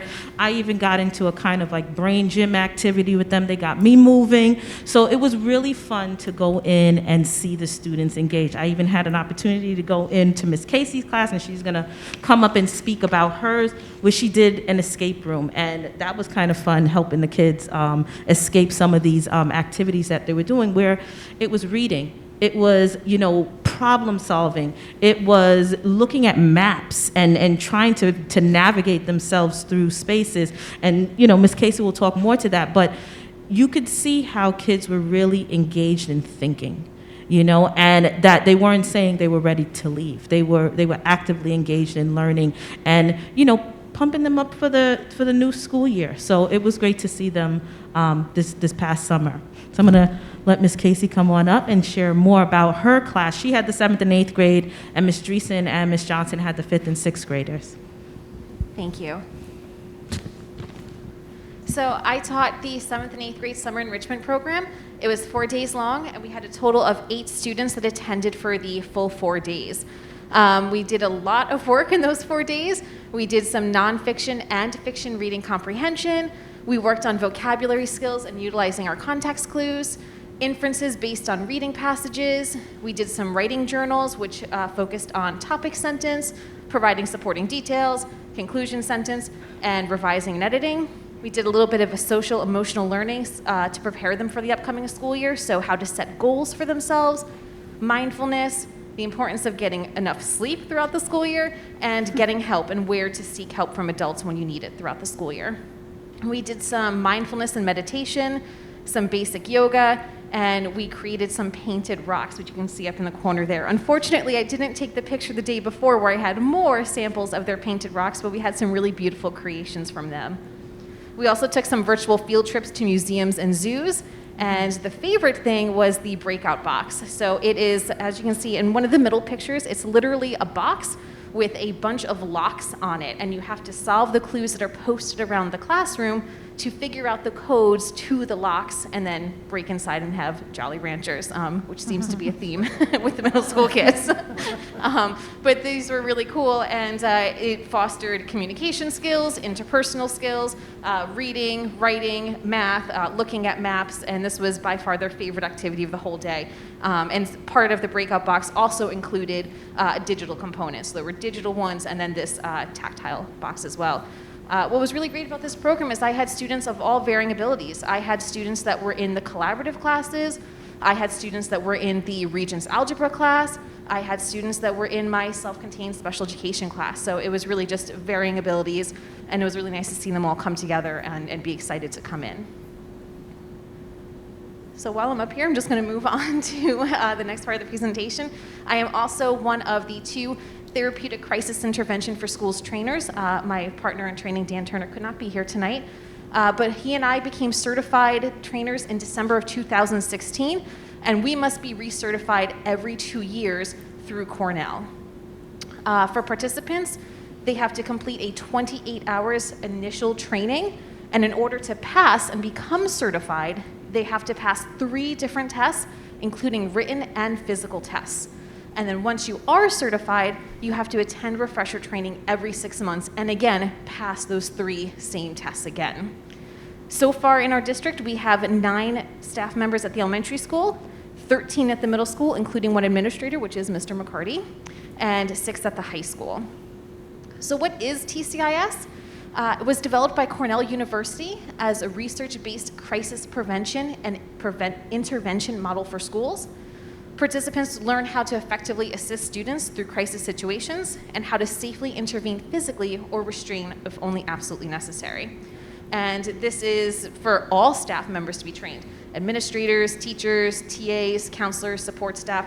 Really, there's no limit as to who can or should be trained in this. So we have, in our district, we have administrators, teachers, teaching assistants, and clinical staff as well. So a little overview of what TCI is. Our goals are to support and teach our students. And a crisis occurs when a student's inability to cope results in a change in their behavior. So we need to know our students. What is their normal level of functioning? What is their normal behavior? What are they typically like on a day-to-day basis? And noticing when they're not acting like their normal selves and trying to notice when something is going on with them and how can we support and teach them. This is probably one of the biggest eye-openers that explains TCI. We call this the iceberg. And what we see as educators is we see the behaviors from our students. They could be defiant behaviors, shutting down behaviors, but we just see the behaviors, but all behavior is communication. All behavior has a meaning, and underneath all of those behaviors, there are certain feelings or needs that they're trying to get met. And it's our job to try to figure out what those feelings and needs are to better help our students. And also, trauma affects how students behave. It's awful to think about that some of our students have had traumatic experiences, but then we also think about this pandemic, and I think this is more important now than ever. So many of our students have experienced trauma just through this pandemic alone, and how are those feelings and needs being met when they return to us in school this year. So here's an overview of our curriculum. We start with behavior support techniques, and really this is preventing or attempting to prevent students being escalated. So this includes things like providing support to the students, managing the environment, giving a caring gesture. Then we move on to emotional competency. You as the adult understanding your own triggers, your own personal emotions, and how to regulate yourself before you intervene with a student. We talk about this power struggle, and that is one of the other most eye-opening things is when you see what the power struggle looks like, how a student has a triggering event, then they have some feelings based on that event, and then the adult intervenes, and that is where the power is. We either will continue that power struggle, or based on our intervention, we're going to stop that power struggle right then and there. Active listening, so showing the student that we are listening to what they're saying. The stress model of crisis, which I'll show you in a moment what that looks like. Crisis co-regulation, so we teach our participants what to think, what to say, and what to do when intervening in a crisis situation with a student. Emotional first aid, which the goal of that is to keep the child in the activity. So that's usually a quick conversation if a student is becoming escalated, pulling them aside, having a conversation, trying to figure out what happened, what's going on, and offering support and a resolution. Usually this is pretty quick and done within the classroom. If we need to go further into, or if there was a larger incident, a life-based interview, which has very specific steps in which we explore the student's behavior and the emotion that was connected to that behavior, and teaching them better coping skills and strategies for the next time they feel that emotion. And the very, very last step is protective interventions and physical restraints. As you can see, just looking at the flow model of this, that is the absolute last step. We teach all of these other components so that we hopefully never have a student get so escalated that they are violent towards themselves or to others. But if that does happen, we spend time on how to properly restrain or therapeutically hold a student in that scenario. So the stress model of crisis, you'll see the degree of stress over on the left side, and the bottom is the time duration. So when we start all the way at the left side in the blue, that's the pre-crisis state, a student's baseline behavior. What is their normal level of functioning? How do they normally act? And then as you move up, there's the triggering event. Something happens that interrupts the student's normal level of functioning. We may see it happen in our classroom, and maybe something that happened before they got to us, but something has occurred to them. And in this phase, we might see some agitation. As you move further up in the stress model of crisis, then it turns into the escalation phase. So they are just moving up, they're getting more agitated. Now they might start to be a little aggressive. And then when you get to the very top, the climax is the outburst. And this is where a student may become violent. And eventually, all the way back down to recovery, which is back in the blue, back to their pre-crisis baseline state, their normal level of functioning. What's important to note here is those dotted lines. We want to get a student back to baseline as soon as possible. We don't want to wait, oh, something bothered them. Oh, they're escalating. Oh, now they're violent. We don't want to get them further up the crisis model. We want them back down to baseline as soon as possible. So that's when we start to implement all of these techniques that we learn. And for our evaluation, every time we complete another training, we've had our participants take evaluation. And we've had nothing but great reports. This is probably one of the most important programs we've implemented in our district. Dr. Doherty brought it to our district in 2015, I believe it was. So we have our administrative support, we have our clinical support, but everyone who has taken our course and who has passed and become certified, which we have a 100% passing rate so far.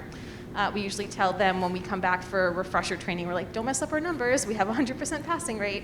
But one of the questions we asked is, what is the most significant thing you've learned throughout this training? And some of the answers are how to de-escalate behaviors, avoiding power struggles, restraining without injury, decreasing aggression, and teaching self-regulation strategies. We asked participants what additional support that they need to continue to implement this in their classrooms. They said having building level administrators trained, which we have one, but we'd like to have more trained. Continued refreshers every 6 months to keep up on our skills. And in the future to have more teaching assistants trained, which we do have some currently. We asked how can we improve this training, and again, it was really just the same of having more people trained that work with maybe some of our high need students. And everybody rated this a 5 out of a 5. And Barbara, thank you for the shout out at the last Board of Ed meeting. I heard that. Well, I sat in on one opening day of school a couple years ago, and you were doing training with the lunch aid, or I forget what group you were working with, but I was so impressed with just understanding your own mindset when this happens in a classroom. So even if I never got to the point where I was fully trained, just some of the hints and suggestions that you gave helped me as a teacher, me as a parent, whatever, you know, to understand situations in a different way. So it was just, you know. That's great that you saw the value in what we're doing in our district, and that even just that short time that you were with us got to see enough that it made an impact on you. So really just our next steps with this is to continue our refresher training every 6 months with our participants, continuing for training for me and Dan Turner every 2 years at Cornell. We want to have more administrators trained, more TAs trained, and really that's just our next steps to continue on with. Okay, thank you so much. Thank you.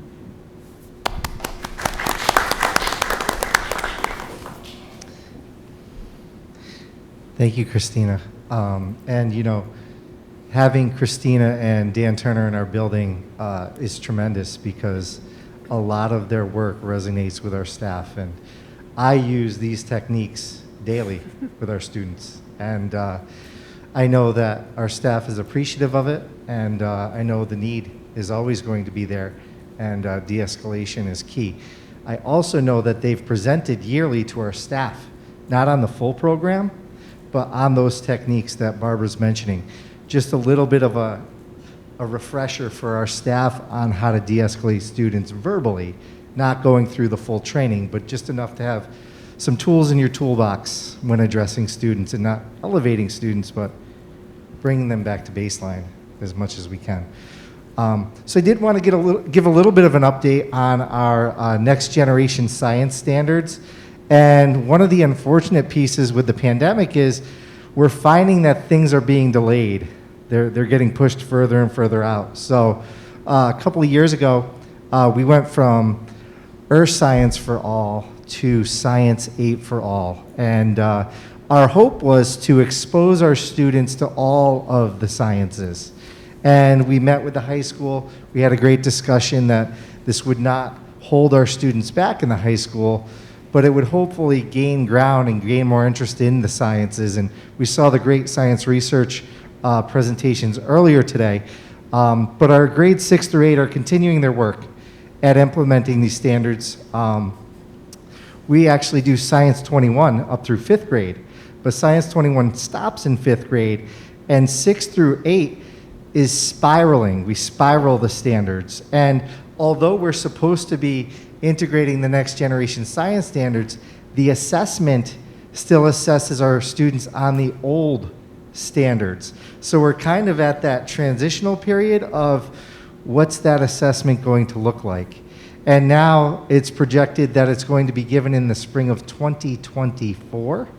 So we've been working on these cross-cutting principles and concepts, and I have to tell you, Mrs. Dugal is doing a phenomenal job. It's hard to compare Earth Science to Science 8 because they're kind of two different curriculums, but the Earth Science is woven into the Science 8. So I'm hoping that on our Superintendent's Conference Day to get our 6 through 8 teachers together to continue to refine and improve the work that they do day in and day out. And I know Jackie Levine's been tremendous in giving us a vision and some work in that area. So more to come with that work. I've been working a little bit with David Jacobs over at BOCES as well, and we'll see what that looks like. So some of our ongoing work moving forward is continuing to identify areas of growth. We appreciate the partnership of families. We used multiple measures through New York State assessments, iReady benchmarks that were given in September, and our local assessments to identify our students' needs. And we're continually looking at that data. Our AIS teachers have already met with our core teachers to develop on a need-by-need basis, student by student. You know, it's not a one-size-fits-all when we're in our AIS courses. What's nice is the iReady data gives us specifically areas to work on. So if you think you're gonna teach main idea to the entire group, when 5 of your students are already strong in main idea, you don't use that time to strengthen main idea if they've got it. You move on to areas that they need more focus on. So we're working in that area in both our AIS math classes and our AIS reading classes. Writing has been a tremendous push at the middle school last year and this year. Starting in the early summer, we brought in Writing Revolution. And, you know, this is one of those things where writing is across all content areas. And we have 1 day after school per month, a PD session, hour long. And our staff just on Tuesday was working on integrating this sentence types and other focus points for writing sentences across all content areas. We've also brought on a writing lab and creative writing as an encore in both 5th and 6th grade. And I have to tell you, I taught the 6th grade humanities for 11 years. And those of you that were in my class knew we had a passion for mythology. And Denise Hayes is actually integrating mythology into her creative writing course. So the kids are writing mythology, which connects to the content area. So when we say we never have enough hours in the day, how about this? Every 7 weeks, these kids are getting exposed to more and more writing. And what better a focus on than mythology? We already spoke, Kendall did a phenomenal job talking about SEL. We've noticed that a lot of our students have missed out on socialization. I spoke a little bit with some other people earlier tonight about our 7th grade students. And some of our teachers have said, you know, they're a little bit behind in their social skills, not just in 7th grade, but across the board. And what we have to remember is those kids really didn't have full exposure to one another for a year and a half. It was a sense of normalcy as much as we could, but all of our students are a little bit delayed in their social skills. So they're using avenues to connect with each other, which are not always the proper way to communicate with each other. I blame it on everything that has happened to us. And it's hard to read facial gestures, body gestures in all that we're in. Assigned seats. We're a little bit confined with what we're in right now. So I'm going to go over the numbers now. I know Dr. Seppi talked about her numbers not changing so much here at the high school, but we have seen some changes at the middle school. And I did give a 3-year projection here. You'll see we're down 24 students this year, although we did get a new family in today, sharing the family with the high school. And you'll see we have gains in 6th grade. 6th grade continues to be a strong area for us, 136 students. But we only had 108 come over from the elementary school in 5th grade. 7th grade is our second largest group at 126, and we have lost a few students in 8th grade. So we're at 121. So total, we're under 500 now. Total of 491 students. It could change a little bit before the end of the year. I always say we are seeing an increase in our Spanish-speaking population of students coming to our school. So that does present challenges, looking for bilingual teachers, E&L teachers, so on and so forth. So we have a growing need in that area, and we're doing our best to present our communications in both languages. But again, we have to think beyond that to everything that we communicate with, including work in some aspects. This is just a quick snapshot of our middle school schedule. I've gone over this now for the past couple of years. We've refined this over and over again, and this is the first year that we're in it live and in person. We have 60-minute periods and 40-minute periods, and we gain instructional time in our core content areas in 7th and 8th grade. Our teachers have shared with me this is the best schedule they've ever had, and it does change a little bit throughout the day. So kids don't have the same subject, the same period every day. So if you're not a morning person, sometimes when you have that class in the afternoon, it's more refreshing. If you are a morning person, having it earlier might be better. So it's a nice schedule for our staff. The one thing with foreign languages, those are still 40-minute periods throughout the day. But it's a 6-day rotation, A through F, and we've had great feedback. And what's amazing, I always find, is kids are resilient. They know their schedules much more quickly than the adults do. And it fascinates me year after year. All right, moving forward.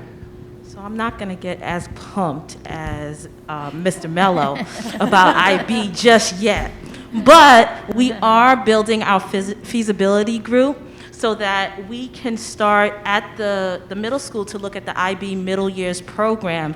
Many schools, well, not many, but there are schools within our neighboring areas and around that we are going to have that feasibility group kind of go in to do some intervisitations to those schools, whether it be virtually or in person. We'll try to see how we can make that happen to really see how this program can be viable to our school district. You know, it's a program that's grades 6 through 10. And what we're going to do is look to see how we can have a more interdisciplinary approach to more of active learning, to have more of where students are having that mindset of thinking so that we can get them ready and prepared for the 2-year program that is in the high school. So at that time, I'll be really, really pumped and I'll come up here just like Mr. Mello. So we also have, so I don't have my glasses, so I'm gonna read from here. Integration of our standards. So when we go to our PD sessions, we're gonna have our teachers really looking at the standards, how they've changed over time and how to have the curriculum really reflect those changes in standards and make lessons that are active and engaging for our students. Red Ribbon Week is next week. Mrs. Coleman, there you are. I thought you were still behind me. She has helped to put together a lot of activities for next week with the national theme, Drug Free Looks Like Me, created by Martin Wirtz, a 7th grader at Sloan Middle School in Sloan, Ohio. A part of those activities for next week, we also have our first responder and equipment apparatus going to be there. So I'm going to have Mr. McCarty talk a little bit more about that. And then we also have our picture day coming up next week, our retakes. Students have already taken pictures, but you know, sometimes when you take those pictures, they don't look just kind of how you want them. So we have an opportunity for our kids to take pictures again next week. To speak a little bit more about our feasibility group, because I know questions are coming. We're in the infancy of this, so we've looked for teacher volunteers to research what this looks like, because we know that the middle years program is vastly different from the diploma program. So we're looking more into that to just seek interest and see if we want to go down that pathway. But I do know a couple of neighboring districts that we're hoping to visit and learn more about. So we'll see what that looks like. Just to speak a little bit about this Thursday coming up, it's really cool. This is our first annual First Responder Equipment and Apparatus Day. And at the middle school, we're shutting down half of our parking lot like we used to for recess. But this is going to be very cool compared to recess. We have the SWAT team coming in with their equipment. We have the state police, the sheriff's department, the ambulance corps, and the fire department, just to name a few. They're bringing in their vehicles, they're bringing in their dogs, and I heard there's an armored vehicle for the SWAT team coming in. And we know there's a lot of volunteers here at the high school There's a lot of volunteers in our community, and what better way to show our students what they do and the equipment that they use. And this will be from 10 a.m. to 2 p.m. in our parking lot. So our students are invited to come out during lunch and recess. I know the unit lunch for the high school is from 10:45 to 11:45, so we invite them to come over as well. Our students won't forget this, and we're hoping to do it yearly, and we want to thank all the municipalities who are coming. Thank you for all that you do on a daily basis, and we look forward to seeing the smiles on our kids' face as well as their faces. I'll be like a little kid that day because I enjoy it sometimes more than the kids do. Our Halloween bash, it's been a year. So we didn't have a Halloween bash last year, and you know, the high school has to set these precedences with these great events. So you know, we figured we'd follow suit, except we're not renting a tent here on campus. We're bringing our Halloween bash to the town park, where there's a pavilion, and we've already worked it out with everyone at the town park. We will start to sell tickets next Monday when the students come in during their breakfast. Tickets are $7. And we will have our SRO will be coming out that evening. It'll be from 5 to 7. And the PTA has put out feelers for volunteers to help support. We'll have teacher chaperones to come support. There's going to be a DJ. There's going to be a photo booth. They're showing The Nightmare Before Christmas. And we're hopeful the weather cooperates. And we also know that the pavilion is a nice spot to go undercover in case the weather doesn't cooperate with us. But 5 to 7, we figure it's not too late and it's not too early. And we know we always have a big response from our 5th and 6th graders. Not as much from our 7th and 8th graders, but we try not to call it a dance. That's why we call it a bash, because there's much more than just dancing. And then, by the way, they get to dress up. So one of the things that we always do next Friday is we dress up for Halloween. So the students and families know that. No props, no full face masks, no face paint, but we love the day to dress up for Halloween. We don't do the parade like the elementary school, but one of the things that I did bring back to the middle school was dressing up for Halloween. So we know that's a lot of fun for middle schoolers. Student government elections, we had to do these through video this year like we did last year. So our students are still finishing up their campaign speeches. I know Mrs. Sherwood was recording those. At this point, they just need to go out to our student body. So those will be going out to our student body soon. There's quite a bit of interest this year. It's nice to see our student government grow. And tomorrow morning will be our first Student of the Month breakfast. We had about 25 students nominated for our breakfast. The PTA, thank you for supporting our breakfast year in and year out. The one change this year is we're not bringing parents into the building to eat breakfast with their students.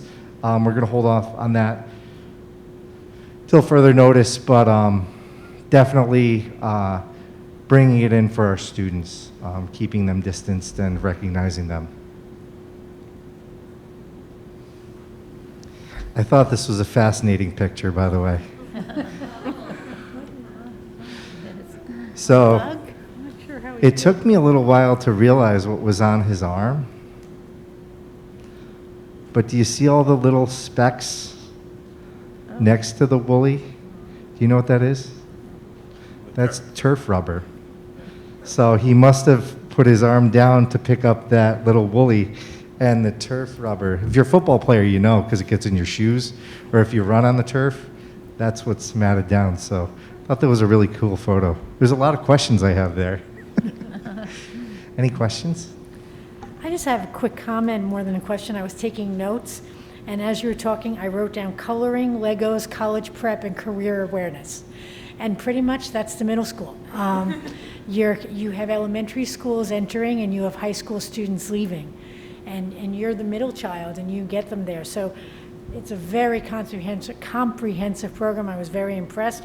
I do have a question as a middle school employee myself. Is the whole school advisory all in person, or is it at the same time in rooms? Ms. Soprano, want to answer that, or?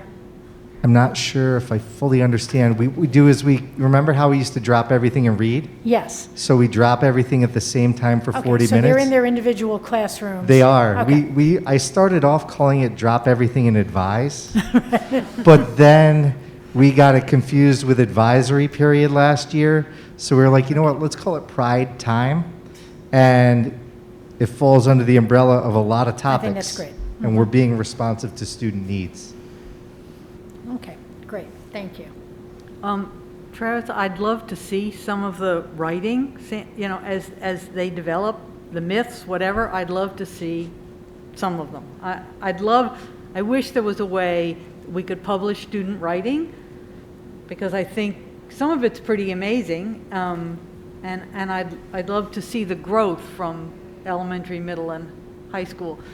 You know, I've talked to Sandy about, you know, I know some of the presentations for the IB, like, I'd love to read some of them, you know, no. We can arrange for that. I can speak to Mrs. Some of the Hayes. myths I'd like to see. So. Absolutely. Thanks.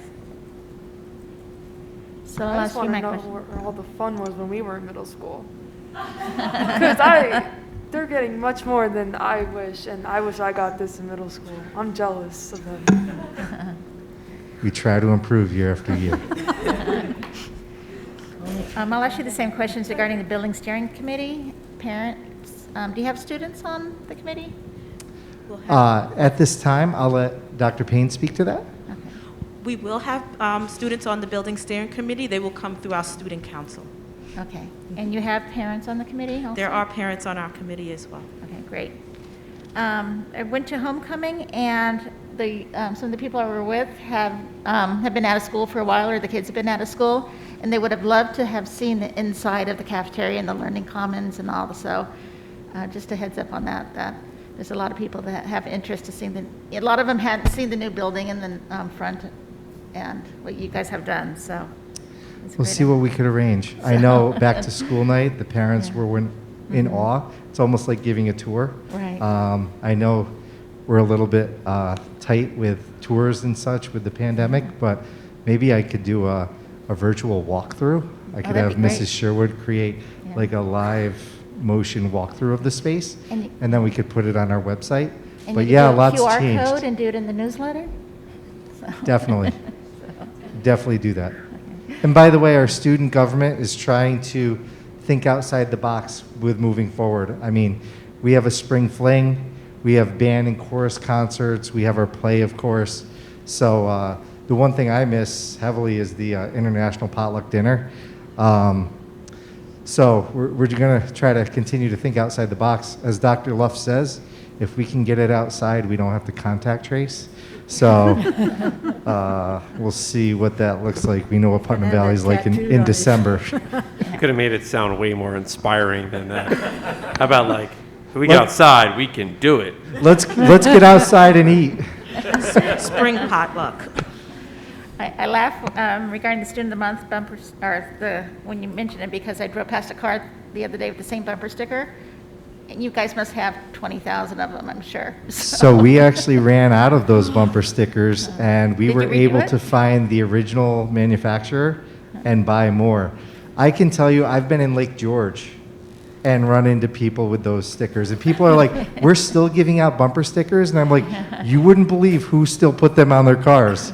And I'm fascinated, because when I step out, I've been here for a little while now, so they know who I am. And it just brings a smile to your face. And you mentioned the turf, you mentioned the wellness trail, you didn't mention the district wellness center. Does middle school use that at all? On occasion, for certain events, I don't think it's one of those things that comes right to mind. It might so more in the winter time when we can't get out to the turf. I think what's nice right now is the weather's been great for us, and we've been able to get out there. But it is something that we will think more of in the future. I can tell you right now, last year we had a trip planned to Town Park for our 8th graders, and the weather didn't cooperate. You know, the storms rolled in, it started to rain, so we made the quick decision to go over to the Wellness Center, and we opened up the gymnasium over there, opened up the Wellness Center. Kids were playing wiffle ball, football.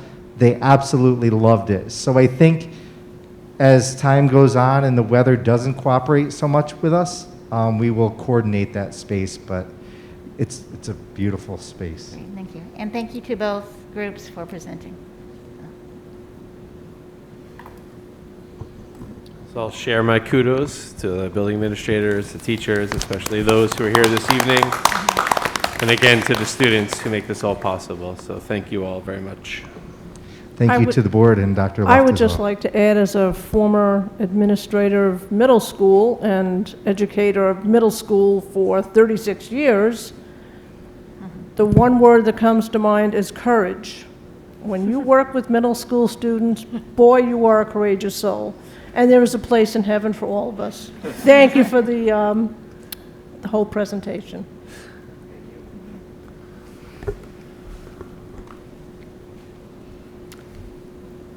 Okay, we're going to have a student representatives report. Yes? So as said multiple times, we just had our homecoming dance last weekend, which was a huge success despite the cold weather, and we would like to thank any administrator that was involved in allowing us to have it.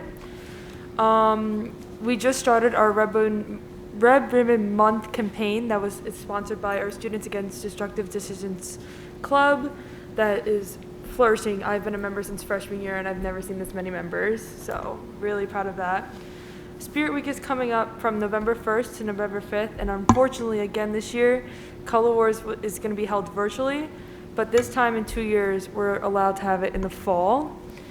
And again, our blood drive is coming up on November 11th. Do people have to sign up, Leanne, for the blood drive? There's a sign-up sheet during lunch, but I'm pretty sure there will be one on the Blood Center website, probably too. Okay. And if you've ever given blood, you know the phone calls are unending from the blood center, which is a good thing. Which is a good thing. But it's always a different phone number, so you don't know who's calling. It's like the car warranties.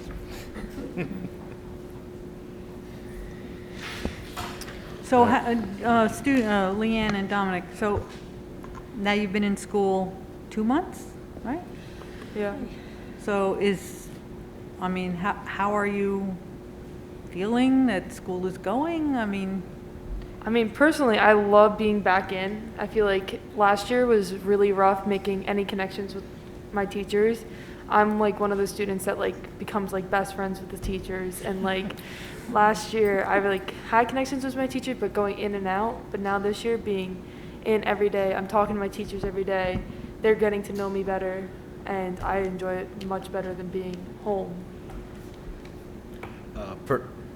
Personally, I enjoy being in the building more than being online because I enjoy having that structure of being able to go to class and knowing that the teacher will be there personally to be able to help me and my friends be able to communicate with me in person. And it is truly a much more enjoyable experience than having to sit in front of a screen for 6 to 8 hours a day. Honestly, I love to be back. It's great. okay. So, we've been hearing a lot of concern and a lot of focus on student mental health so that they're feeling connected and happy or contented or whatever. So do you get that sense from the rest of the students? Compared to last year, people are happier. The senior class is definitely more stressed, obviously with college, with all these new higher level programs, with the IB programs. Even those who are not diploma candidates having to take these higher level classes, it does put a lot more stress. But knowing that there are structures in place, not only between friends but within the school system, is definitely a relief. And I think for me, like I've talked to people I haven't talked to in years because they haven't been in school, and making those connections with my classmates again just helps me flourish as a person rather than just a student. Gives me that socialization skills I need for college as well. Good. I'm glad to hear. Okay. Dr. Luft. All right, thank you. I'll make this quick. I know it's been a long meeting, which means that everybody's already stolen all my materials. But I do want to begin by sort of recognizing that this is Board of Education Recognition Week. And for anyone watching or anyone here who does not realize that these individuals up here not only go through the election process and are elected by the community members, but attend these meetings and do all the work they do for a total of zero compensation. So they are totally here to serve the community and to serve the school districts, and it's not an easy job, and many, many people in our community would not like to be here, but these individuals take time from their personal days and their personal lives to be here to try to better our community and better our schools. So I do want to just thank them and recognize them for all their efforts. So thank you all, and you get a little treat for later, a little sugar rush when you get home late at night. That's it. Thanks.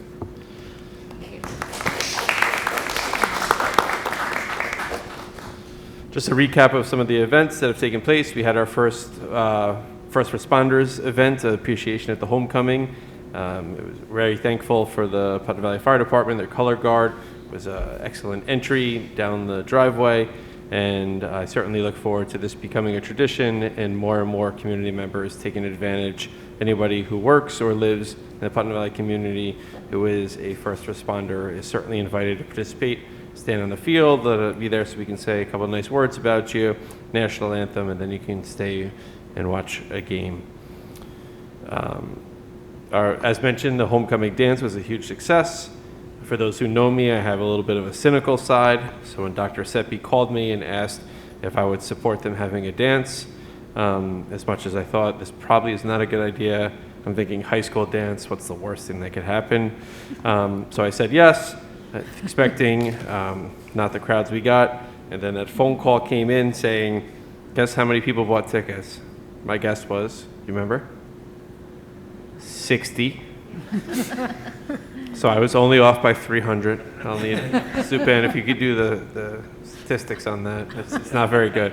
But I do want to acknowledge, listen, by the time we had 360 people, there was no way I was able canceling it. So I just wanted to thank everyone who was responsible for putting together, the chaperones, Sandy, Matt, and others for being there, Sheriff's Department, everyone else, and to your point, mostly the students.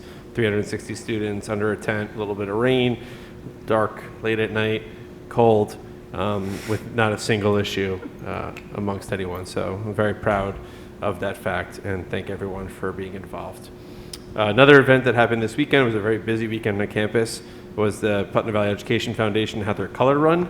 That was following our football games that took place before then and preceding the dance on Sunday. And it was pretty well attended. Normally I have it at the town park, but we had it here. My job was to turn my back towards the turf and the track because it was a little bit windy and there was lots of color blowing in that direction. So I was fearful by the time I turned back around that the track may be purple and the turf could be pink. But it apparently absorbs well enough that nobody noticed. But it was great to be out there, seeing the kids run around, getting to throw some color on them. I must admit, I chased a few kids and was sore the next day. So I learned my lesson not to chase after kids, throw color on them. Although, some of these kids, for the parents out there, I got some concerns. The number of kids who walked up to me and said, "Throw it in my face." And I'm like, I'm not throwing the color in your face. Just throw it in my hair. All right, side. All right, more depressing news, our COVID update. So since our last board meeting, we've had 0 staff members, but unfortunately 5 students have tested positive. Those 5 positive cases have resulted in 31 students and 1 staff member being quarantined. Better than last board meeting. Our weekly testing program has not yet resulted in any positive cases, so that's a good sign.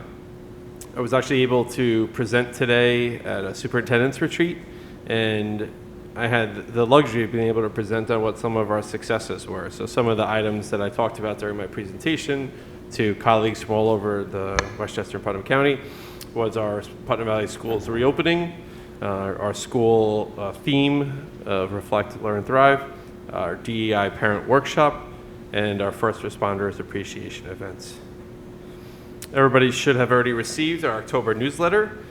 featured our first responder appreciation events, Victoria Spitzer, the National Merit Commended Scholar Award, homecoming events, welcoming Ms. Pico, who begins on Monday as our new elementary school assistant principal, the PTA book fair, JCK Foundation, mental health awareness, the Communities That Care Prevention Needs Assessment, and the upcoming event, Putnam Valley Education Trunk or Treat event. I do want to highlight two quick things on schools. Putnam Valley Elementary School was ranked 103rd out of 2,831 elementary schools in New York State, putting Putnam Valley Elementary School in the 96th percentile in the rankings by U.S. News and World Report. So that was something that was recently released. Also, Putnam Valley High School had a graduation rate of 100% last year. We're typically in the high 90s, 97, 98%. And last year, 100% of seniors at Putnam Valley High School graduated. Quick look at some upcoming events. We had mentioned the apparatus and equipment events in the middle school, so I won't go over that again. But we do have an elementary school event planned as well. First responder read aloud. Come read a book about your profession to an elementary school class, ask questions, and tell students a little bit about your typical day in a life in your profession. And that's scheduled for Friday, October 29th. We will be closing. There's a survey out there. If anyone out there is interested in participating, I would respond as soon as possible. We will be closing that survey and reaching out to those who signed up to make arrangements for them to come read to an elementary school class. As previously mentioned, Middle School Red Ribbon Week, the Putnam Valley Education Foundation Trunk or Treat is on Halloween, 10/31 at 2 p.m. here on campus. They're looking for volunteers to decorate trunks and give out candies. Probably Jolly Ranchers, I hear, are a big hit. No chocolate. It has to be chocolate. I'm going to tell the Wellness Committee members there are sugar-free Jolly Ranchers being tossed around the middle school there. That's it. Thank you all. I have to say, it was Ms. Pico attended the color run. She was on the purple team with Janine and I throwing purple, and it was great to see her and her daughter come and participate. So it was nice. Nice. Okay, new business. Number 1, please. Resolved on the recommendation of the superintendent of schools to appoint Frances Murphy to the probationary position of school nurse effective November 8th, 2021, with a probationary period of 52 weeks, November 7th, 2022, at the elementary school on step 4 of the CSEA salary schedule. Second. Questions or comments? Just want to quickly explain this position. We are not losing a school nurse, so I don't want to get scared that Kathy Hill secretly snuck away somewhere. Obviously, the pandemic has increased our needs for nursing across the district, as well as the testing that's now being done in district. We had a contract nurse who was with us all of last school year, and this is an opportunity for us to hire our own nurse in-house to support our needs. What will happen is Mr. Murphy will work with Kathy Hill primarily at the elementary school, but that'll free up Kathy to work more as a floating nurse across the buildings to relieve other nurses, to help assist the testing program, and to really sort of be available and in each of the buildings. She knows all the players, she knows all the procedures, and can easily acclimate to any building. Anybody else? All in favor? Aye. Opposed?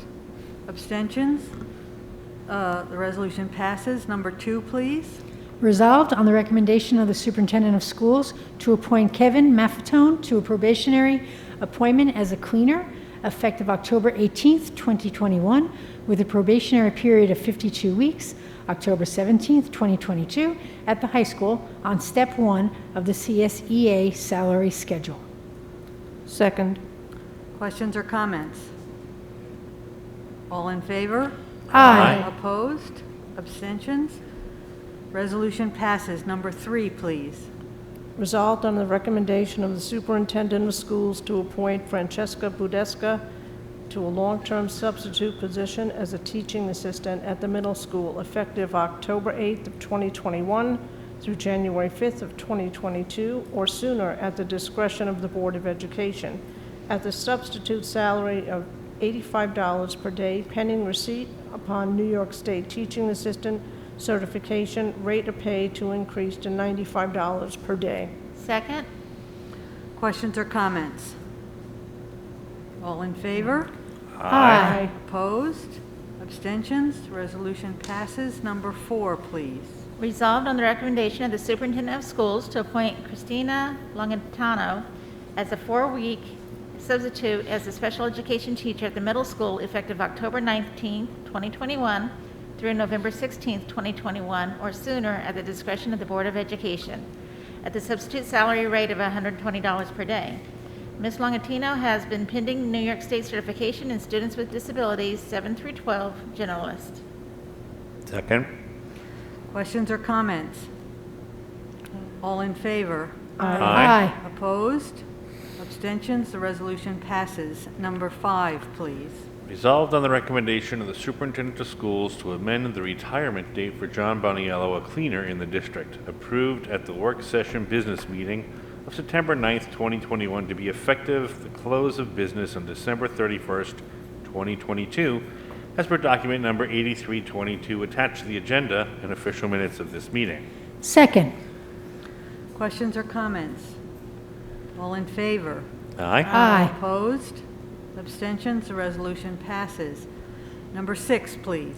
Resolved on the recommendation of Superintendent of Schools to appoint Tracy McGahan to a probationary appointment of school monitor effective October 25th, 2021, with a probationary period of 52 weeks to October 24th, 2022, at the middle school on Step 1 of the CSEA salary schedule. Second. Questions or comments? All in favor? Aye. Opposed? Abstentions? Resolution passes. Okay, we are at the public comment portion, but there's nobody in the audience. No, that's not true. Well, That's not true. we have 2 people in the, okay. No comments? No comments? Okay, upcoming meeting topics. Our next meeting, we have Mr. David Kantrowitz scheduled to come give a presentation on athletics. And then we have obviously some that are planned but not yet scheduled. We talked a little bit about the Seal of Civic Readiness. The library presentation, I'm going to just follow up with Barbara about, just get some more details in terms of what we're looking for. I guess we can discuss it right now. And then I'll be scheduling that as well. And then another sort of, I guess, question I'll throw out there is, do we want to also schedule buildings and grounds and technology or other departments for an opening of schools presentation? Or do we want to just allow them to cover all of that during their budget presentation this winter? Well, let's talk about the library presentation first. What were we thinking of that we wanted? We wanted information.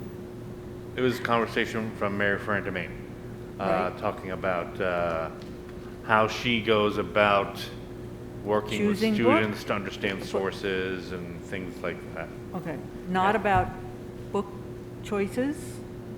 That was not what we were talking about. Okay. I don't think so. I mean, So obviously. it's more of like an information literacy, research skills, vetting sources, that type of. And her, and kind of her interactions with students, because, you know, there's the librarian, right? And then there's a lot of the stuff that Mary Ferrand-Domain does that's kind of not really librarian, but life skill stuff. And I think kind of letting us know in more detail and letting the public know in more detail what that role is and how that's evolved, and going from somebody who helps you take a book out to something a lot more comprehensive, a lot more important for students' growth.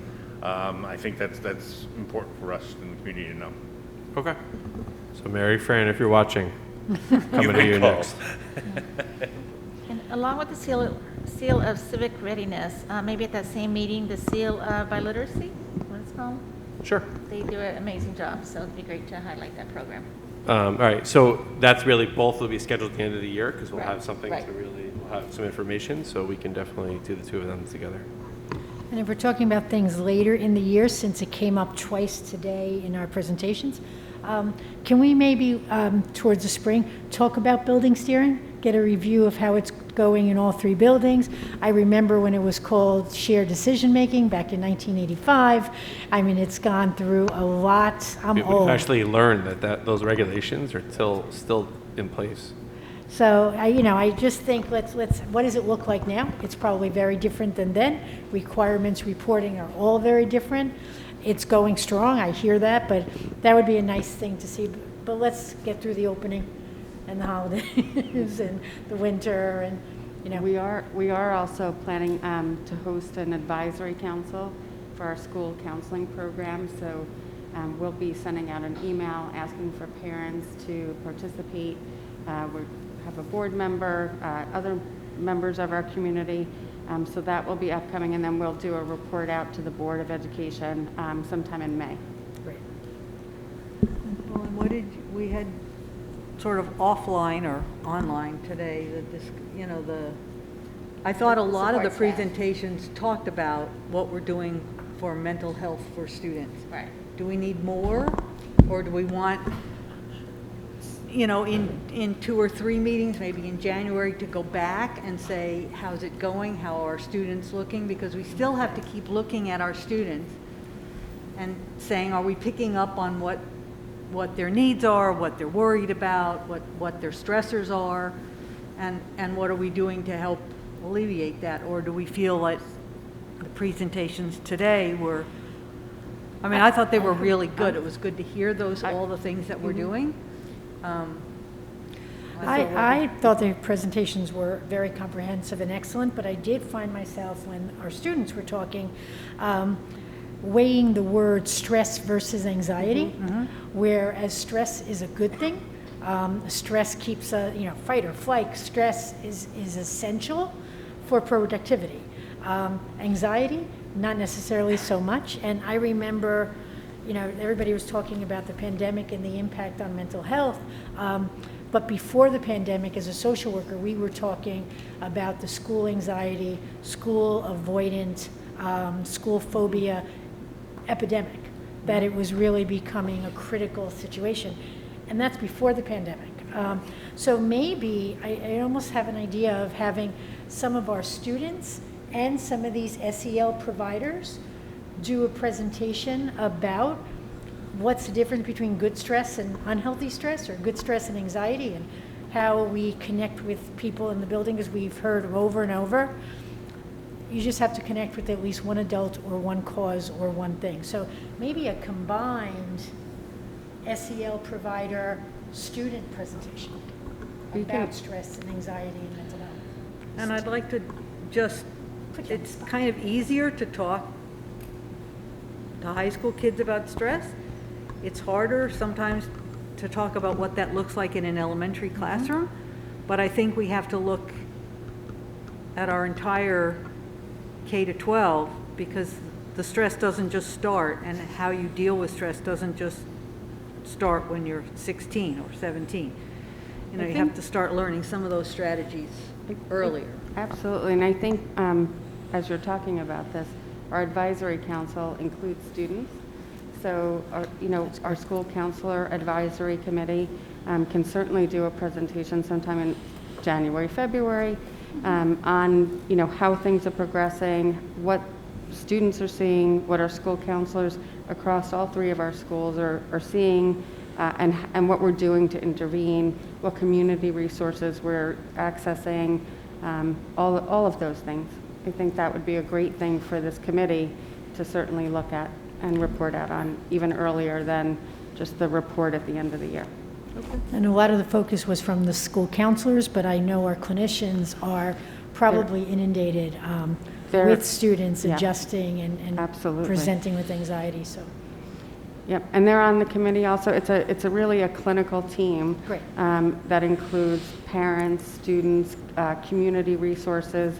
So it should be, I think, something that, with what you're asking for and what we know is important right now, giving you an idea about how things are going and what we're doing. I think that's good just around as we start to prepare for the budget too, because it may have implications for what Well, we we might want to need do to going add. forward. Right. So, do you guys have anything you think that we should hear about or talk about? On the comment of stress, it is very important to distinguish between eustress and distress. A positive, energizing, a kind of jolt of energy versus a very taxing, draining feeling of worry and anxiety. And I feel that is becoming increasingly common in high schools. And I know that's pretty anecdotal, but regardless, in our society and within the school itself, there is a lot of pressure, not just from teachers, but parents, from ourselves, from our peers, to be able to succeed in increasingly demanding work environment and future. So I think it would be important to look deeply into such causes of distress.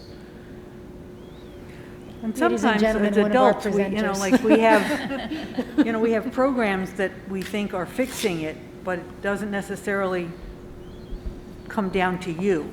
Like, we're putting out there that we're fixing it, but you're like, I'm not fixed yet, So, Yes, the biggest thing is access, ensuring that the students know that they're able to get these resources.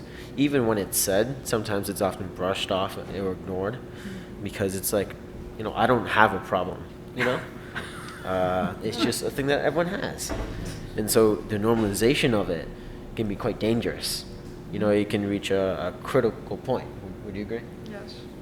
And we just need to make sure that the student body knows that it's okay to say that you're stressed. It's okay to say that you have anxiety. It's okay to say that your health, physical or mental, is declining because of everything, all the pressure that is on you.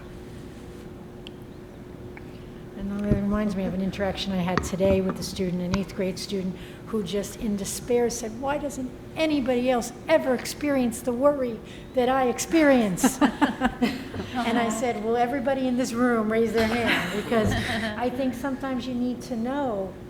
It looks like everybody's managing, and that Facebook helps with that, social media helps with that. Everybody is, they're going to IB, but how come they're not stressed? So just talking about it, taking it out of the closet, chatting, sharing what works, what didn't work. Because the adults in the room outside of my office just started laughing at him, with him, and saying, guess what, you're not alone, and let's talk about it. I think especially in the high school, they talked about it with their presentation, but the Mind Over Matter Club, I'm involved in that club too. And just going there at the end of the week and listening to music.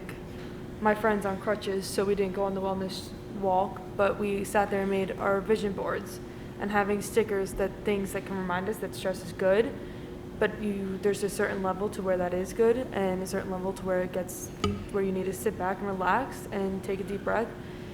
It helps, and getting people more involved in that club and getting more involved in the student support suite, and especially in high school, it helps a lot, especially senior year. Good. I know that additional topic that I think we talked about, maybe it was unofficially, is, and I was reminded by reading the onboard newspaper this morning, the struggles that BOCES had last year as far as getting their programs out because of the nature of their programs for students. That I know we've talked about, there's so much focus on college prep, et cetera, but I think we need to look and see and how we're doing on the career technical path, how BOCES is doing, our BOCES is doing, and how our students are engaging with the opportunities they have, what challenges there are to be part of that. I know when we did a later start in the schedule change, there were some challenges there. I'd like to see if those, as we get to more normal,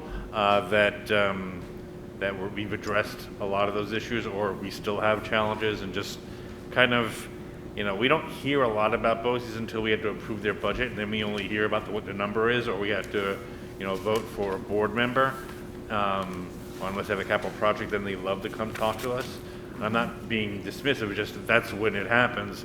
I'd love to, and I'm also not aware of how our students really incorporated in understanding that these programs are available and viable, and not to, the idea, there's some ideas out there occasionally that college is the one path, and there's not one path. And I think we need to make sure that we put a focus for students that that path is not necessarily the path they're interested in, that we have programs for them. So something on the BOCES and career technical side that we should, and again, I don't know what that specifically is, but something to kind of bring that to the front.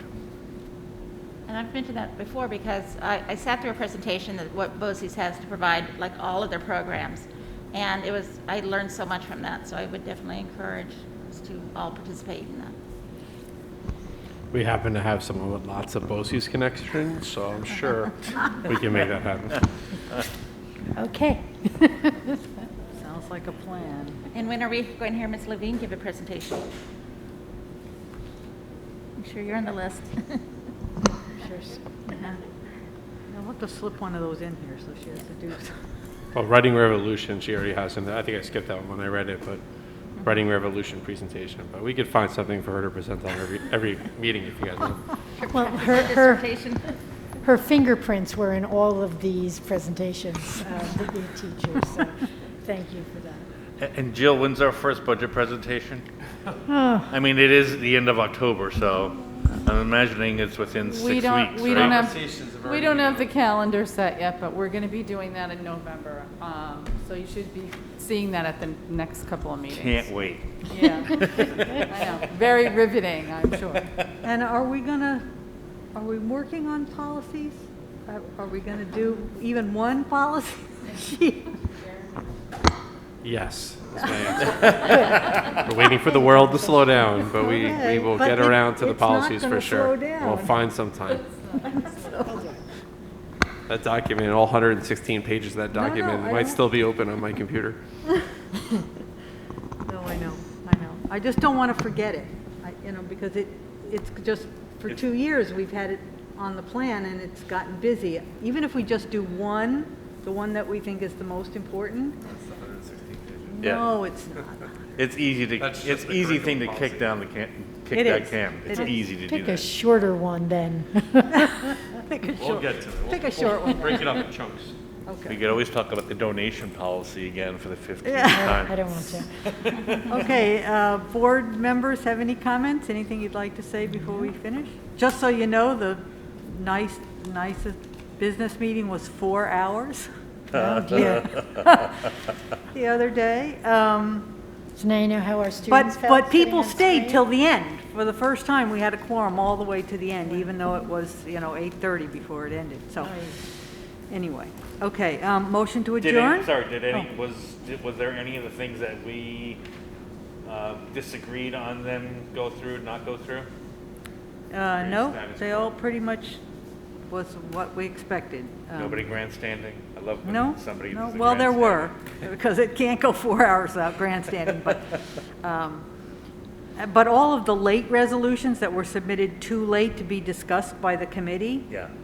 when they came up, people are like, no, we're not going to discuss it, because I'm It's sorry. time to go. I'm missing my dinner. No, but, which I thought was fair. Anyway, but that was good. And I'm glad it's done. And the virtual one is Monday, right, Maureen? Yes. The New York State School Board. So if you didn't sign up and you want to watch it or tape it or whatever, let Maureen know, because she had to sign me up. I couldn't do it. Maureen, help. Okay, motion to adjourn? So moved. Second? All in favor? Aye. Good night. Happy Halloween. Oh, happy